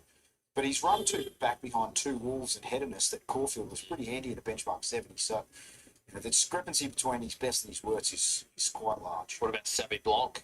Another horse that's hot and cold. It seems a bit of a head case in, it's been kind to the horse, but he just does a lot wrong. He's had the earmuffs on, the earmuffs off. He's got them coming off again today and just wearing the earmuffs, the red earmuffs. But when he seems to go forward, he races well, but he can miss the start, does a lot of sort of antics coming out of the barriers, and that's just been very difficult for the riders that have been aboard him. So if he puts it all together and sort of bounces out of the barriers and charges to the front or near the lead, I think that's when you know he's going to be on, but it's often too late to bet. Winston for John McArdle's resuming this afternoon. He's trot up well. He scored a good win first up last preparation, and I do think he'll be better when he gets to 2,000 metres, but he's trialled very well ahead of his return here, and I've got him in my minor numbers. I think he's prepped up nicely this time. House of Lords, will this horse improve second up? Well, it comes through the same race as Merchant Flyer and was only beaten 4 lengths there. Merchant Flyer looked a little flashier than this mare by Almeen Zor, but she went into that run without a trial. So you'd imagine there's some nice fitness improvement to come from her. You'd assume she's going to be back in the run, but the big thing for her could be how much more forward she is here compared to where she was in terms of preparation last night. Blistering, well, she's just been a winning machine for Johnny Pascoe and Jason Maskill. Yeah, since they put that one-eyed blinker on, which was 2 starts ago on the offside, that seems to have eradicated a lot of the poor manners that she has had previously, which has often let her down. So she totally bolted in at Sale, and that was on a track that hasn't given it, which she seems to like. And then she was again very impressive winning at Sandown last time out. So I think you'd be brave to say that she can't win again here, but this is obviously a stronger contest, and she's up against a pretty handy horse. But she's right in the game. I had a second pick. Fact Check is your top pick. Yeah, the concern, if there is one now, is the inside gate. And from what we've seen over the past 3 or 4 races, is riders edging away from the inside fence and just sort of building, not right at the middle, but just getting off those inside 2-3 lanes off, yeah. So whether Craig Williams, as Jules outlined, might be able to show speed and kick forward and then sort of come out, that's going to be the challenge for Fact Check. But there may be a chance where he's sort of locked up behind the leader and forced to go back down to that inside section. 8 to beat 3, I think Blistering's the hardest to beat, and then back down to Merchant Flyer and Winston. But I'm on the 8 and praying that it can win. I see them similar to you, BZ. I'm with Fact Check on top as well. He looks sensational in the yard. Really, really good parade. Good looking horse at peak fitness. Coat's lovely. Attitude was good, moving well. So very strongly advised going with him from where I was standing. Of the rest, I thought Winston presented really well first up. He's really quite forward in condition. I thought he's been jumping out quite well. And Blistering's another mare that's just holding her form and condition really quite nicely here. 195 Fact Check. Georgie Get Mad, $8 on the second line of betting. So if you think anything can roll the favourite, you're going to be well rewarded with value. 9 for Merchant Flyer, Blistering 10, 12 for Winston. House of Lords has been slightly easy out to 12 as well. 29 opening into 15 for Savvy Blanc. And Boga Legend's been slightly easy now. A $26 chance, but Brent Zarafa's best bet on the program. Fact check, $1.95. Points bet beast mode live now. Spicy odds at Sandown and the remaining races at Belmont. What are you really gambling with? For free and confidential support, call the number on the screen or visit the website. Jules, you're heading off. Did you have any thoughts here? Were you swimming with the tide and BZ? I'll back BZ in here. So I just want them to be aggressive from the gate. I think that's the key factor. If they can, then they control their own destiny. So don't get caught in behind them. Anything's possible. And there's not a huge amount of speed here. Rhinoceros might be one that goes forward, but he can also be a little bit hit and miss. Winston first up, I don't know if they're going to be wanting to drive forward compared to sort of some horses that are fit. Where the Savvy Blanc jumps will determine whether it goes forward or whether it rides back. So Georgie Get Mad on the backup, it's fit, senior rider, it might go forward, it might be the other horse that sort of posses up on speed. But outside of that, you've got Blistering, he'll take a sit, Staunch back, Heavenly Eagle back, both Legion back, House of Lords back, and Merchant Fly back. So I don't see sort of someone really charging forward and eyeballing Craig Williams if he wants to take that position in front. It's just a matter of sort of how much he wants to get there. But I think he's sharp enough to do so. He might even sort of sit second and just hopefully just edge away from that inside. Good luck, Zed. Well, there's not much I can do. You make your own. So, I'm sure there's plenty of punters out there that are cheering on as well. It's been very popular since markets went up on Monday. I think the first price bet with the opening operator was around $3.50. Get any of that? Nah, I wasn't organised for that. So, but no, he does look very hard to beat. Jules, see you next week. See you, boys. That was fun. Let's head to Matty Hill for his call of the penultimate. Yes, indeed, Timmy. In bright sunshine here, in complete contrast to what we had earlier on in the day, where we had very much humid conditions and then a thunderstorm that delayed the start of the race meeting by some time.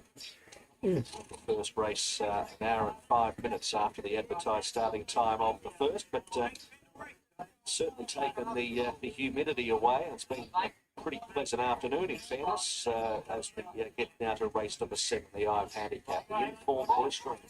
It's won its last two for trainer John Pascoe. Joe McNeil aboard. First one into the stalls. Blistering in with Boga Legend. They're filling the stalls over at the 1600. Georgie Get Mad, the next one along with Merchant Flyer. Fact check at $2.10 on BOP and now $2.20 the tote. Merchant Flyer is to join them now with also Georgie Get Mad.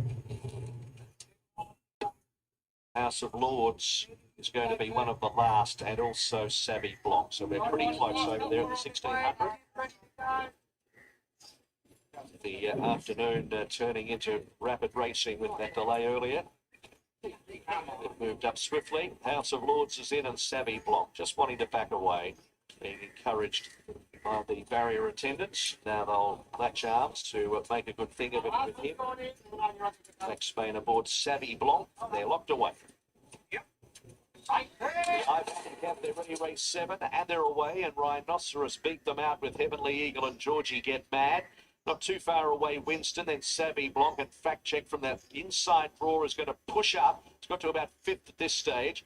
Then Boga Legend wide from Staunch, Blistering, House of Lords, and at the end of the field, Merchant Flyer. Approaching the 1200 marker, Georgie Get Mad. Tries to cross over towards the inside running rail. Wasn't fully across, and Fact Check's just continuing to poke up on the inside and is 3/4 of a length off the lead with Rhinoceros kept wide. They were followed by Heavenly Eagle, Winston, 1.25 Blistering, Boga Legend, Deep Savvy Blanc between horses, then Staunch, House of Lords, and last Merchant Flyer. Georgie Get Mad eventually found the paint. 850 metres to go from Rhinoceros, and then Fact Check, who's box seating the favourite. Out 3 wide, Heavenly Eagle. In between horses, Winston. Boga Legend always wide. Then Savvy Blanc 3 deep. Blistering well back the fence from Staunch. House of Lords is trying to get going. Satellite 4 and 5 deep as they really clutter up before the corner. Staunch is second. Last Merchant Flyer last. Georgie Get Mad eyeballed by Rhinoceros on the point of the corner. Then Heavenly Eagle 3 wide. Fact Check just needs a run behind those horses. Williams is just sitting and suffering at the moment as Georgie Get Mad went for home. 200 metres to go, but that opened up the gap for Fact Check, who chases Heavenly Eagle, and then House of Lords with a sustained run and Merchant Flyer. Georgie Get Mad, Fact Check's not getting there, and House of Lords swept up. House of Lords took the front from Merchant Flyer. They were followed by Georgie Get Mad, but it's House of Lords. House of Lords has won it from Merchant Flyer. Photo third, Savvy Blanc or Georgie Get Mad, who's launched not too far away. Fact Check was flat, and then came Wellback, Winston, Blistering, Heavenly Eagle, Rhinoceros, and Ogre Legend. House of Lords for the informed Craig Newitt and Peter Galagotis take out race 7. House of Lords, who got back from that wide alley, but then Newitt pushed the button before the corner, had to seal past them all, and has come with a sustained bid second up for a good win. House of Lords, number 12, the winner. Over in second, Merchant Flyer. Billy Egan for Gavin Bedgood second. And I did not have the nerves to go with it. Did not have the form line and all that. The full set of placings with the favourite, the 230 tote favourite, 210 VOP favourite, missing the drum. Savvy Blanc will get the third. Georgie Get Mad the fourth. 12, 5, 10 and 4. 5, 10 and 4. 12, 5, 10 and 4 to the running of...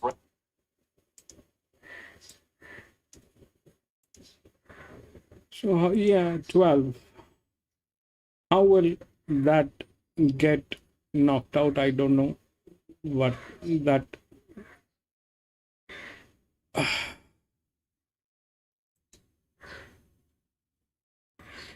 That was a little too much to expect from that 7-year-old. I mean, it looks good, but... And that basically is the bait. That just did not have the arrangement to go through it. There were others.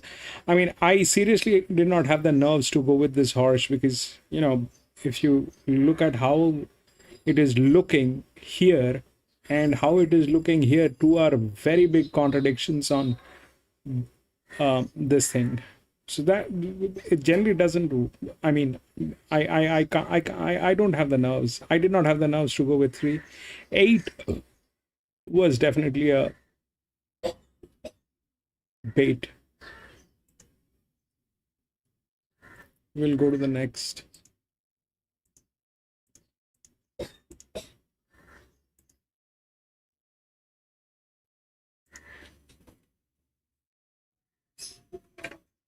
Five, 7, 10, 13 all scratched. 15, 1, 3 and 14.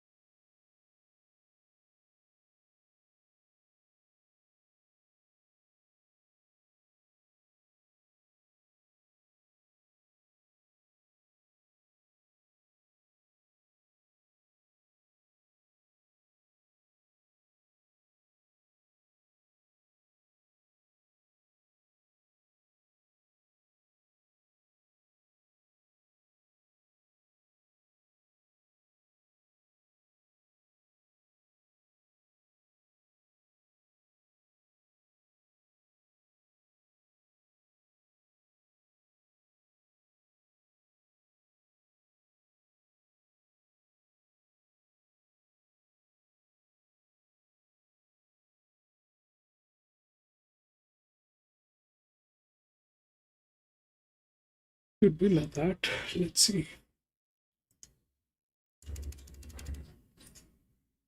So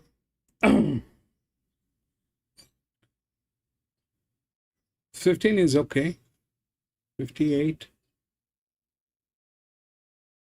That probably is not the thing. 58 becomes 56. That's a drop.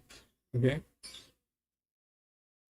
Then here we have these horses, out of which 11, I mean 1 is the match.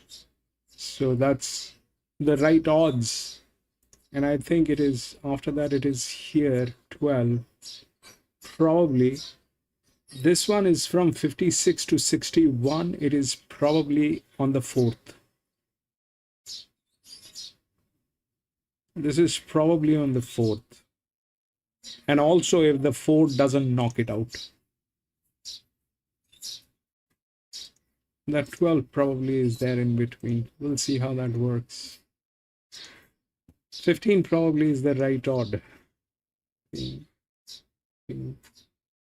1047 here.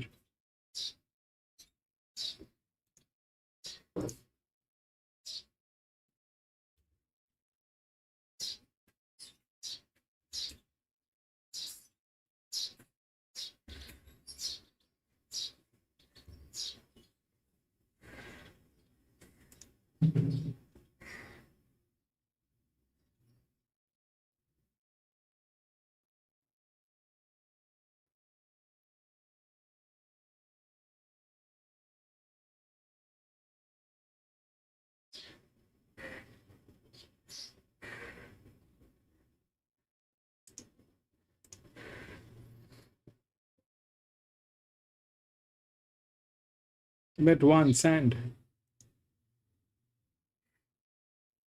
Yeah, 1 probably is the one which is there. If the 15 doesn't. 15 is a 3-year-old gelding from gate number 12. Very solid body weight. Match is good. It is here 1 and 12. This one is difficult. We'll see how that works.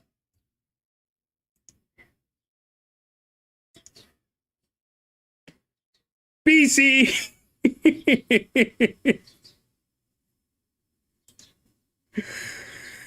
Thank you so much for doing that, my friend PC.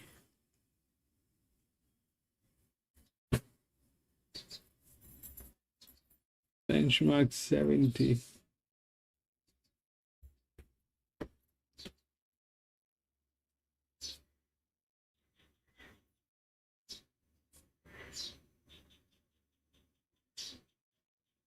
Upper than a lot of the internationals do when they arrive here in Australia. A lot of these imports that sort of may be looking for 2,000 metres, they trial with not a lot of zest, but he smoked up on the back of them in a recent jump out at Flemington. It wouldn't at all shock to see him run well. He's a nice looking horse. I was surprised to see him pair up with the pony because he was parading really quite sensibly here in the yard. As you'd expect with any horse that's come over from overseas, you hope to see a bit of class in the type that they are, and he certainly is that. 15 is Trapdoor, who's one of the more interesting runners across the entire program. Zed, very exciting 3-year-old. Showed a lot of talent at his first preparation, and then he bumped. It's a very solid body weight on that horse. This 149, 149. This is good with a top what?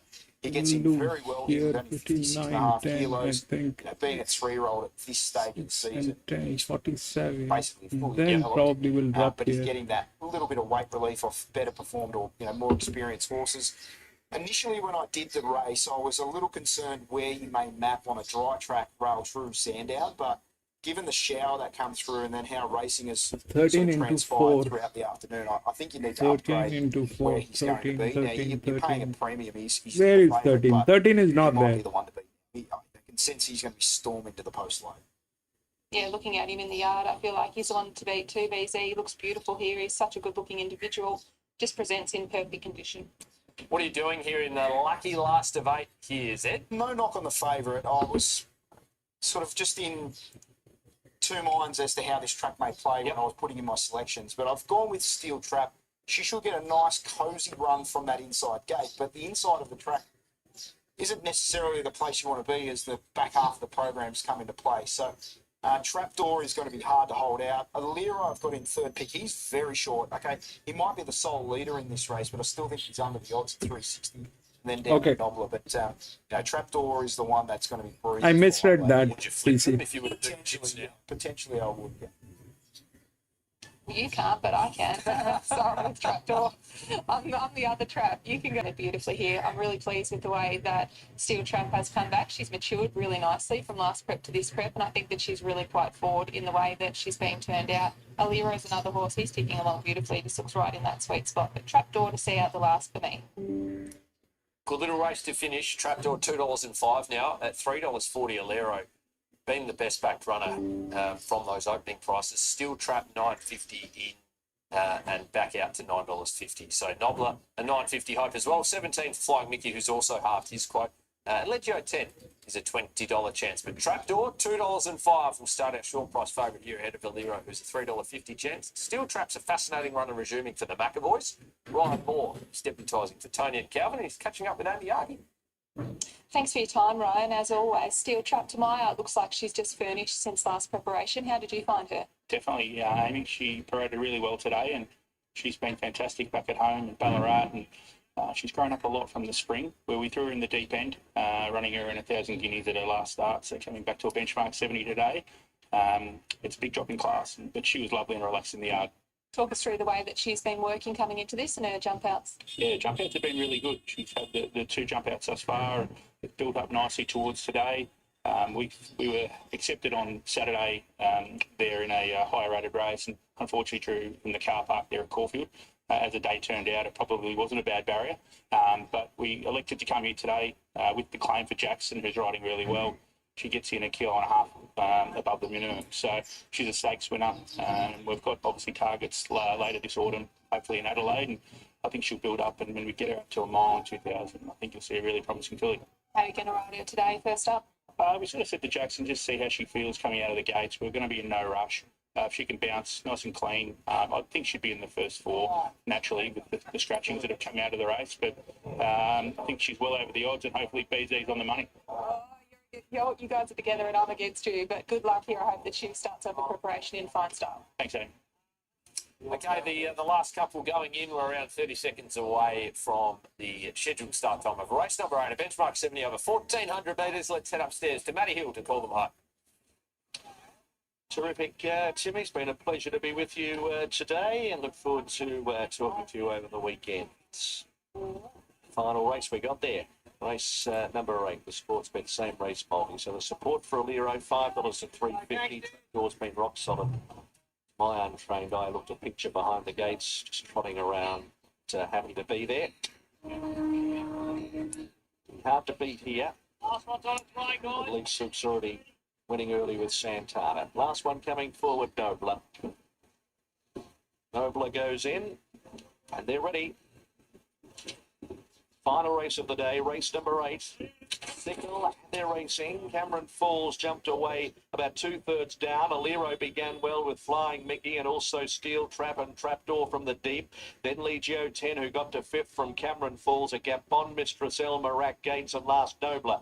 11.50 out. Flying Mickey is the leader. By 3/4 of a length, Aliro, a length away to Trapdoor, who works its way up to 3rd at the moment and about 1.5 lengths off the speed, just trying to slot in but can't get there. About 1.5 lengths to a line of 3. Legio 10, Steel Trap, and then came out deeper Cameron Falls. 1.25 lengths Gates, El Marak, Bond Mistress, and last of all, Nobler. 800 metres to go off the back. The leader is Flying Mickey. Just restrained somewhat to try and steady. 3/4 of a length, Aliro, and then Trapdoor out wider. 1 length away in the field, Steel Trap, and then Legio 10, 5th, the paint from Cameron Falls. 1.5 lengths, El Marak Gates, Bond Mistress, last Nobler. Coming up to the turn of the 450, Flying Mickey eyeballed by Aliro. Trapdoor a length off those, Steel Trap behind them, then Legio 10. Further back, Cameron Falls, Gates, El Marak, Bond Mistress, Nobler. 300 metres to go. It's Flying Mickey with a Lero, still trapped to the inside. Trapdoor trying to produce out wider. Then Legio 10 and Gates. It's Trapdoor stomping up to a Lero. Then Flying Mickey boxing on from Steel Trap, who's beaten. But Trapdoor is going to look to put them away now. Raced away, hands and heels. Trapdoor, Nobler from the 15, 14. Terrific debut in Australia's 15, dig, and then 14. Flying Mickey and Bob Mistress behind the Malero. Then Elmerac, Steel Trap got tired. Cameron Falls, Gates, and a long last Legio 10. Trapdoor, professional display, pinned the ears back and won it well. Bo Mertens 210 and 120 from Nobler was the eye catcher in second. 15, 14, 2 and 4. Photo for third. Flying Mickey looks prominent over on the far side. 15, 14, 2 and 4. The 4 actually knocked out the 3, so that was not the thing. 15, 14. 1 did not get there. 60, 60. 2. So whenever they are like that, the lower one, okay? Whenever they're like that, the lower one. So that's where the 3 came in. The 3 I had down. But 15 was good. 15 was good. Difficult to beat. 1. I don't know why the 1 kind of failed. Probably some reason. But 14 definitely with that. 15, 14.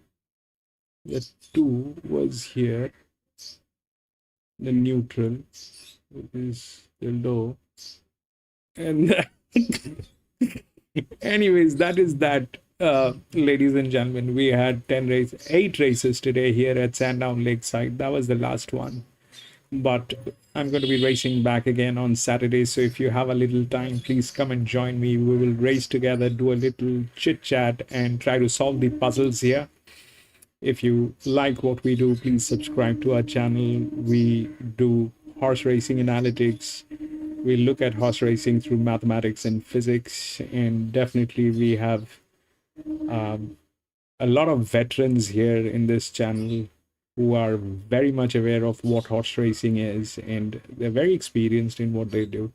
So point is, if you like what we do, please come back. We will race together and try to solve the puzzles. And thank you everyone, whoever is watching the stream from anywhere in the world. Thank you so much for being there. And I want to thank everybody who's going to be watching this as a replay. Thank you so much for doing that as well. PC, thank you so much for being there, my friend. Dows, thank you so much for being there, my friend. PC, thank you so much. Jimmy, bro, thank you so much for being there, my friend. Thank you so much for the donations, PC and Jimmy. It means a lot. Dows, thank you so much for being there, my friend.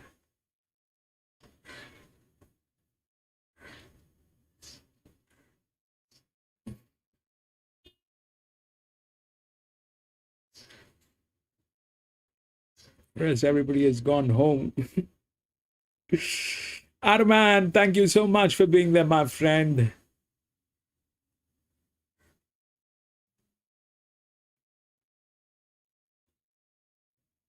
Cliffy, thank you so much for bringing in your friends, and thank you so much for being there, my friend.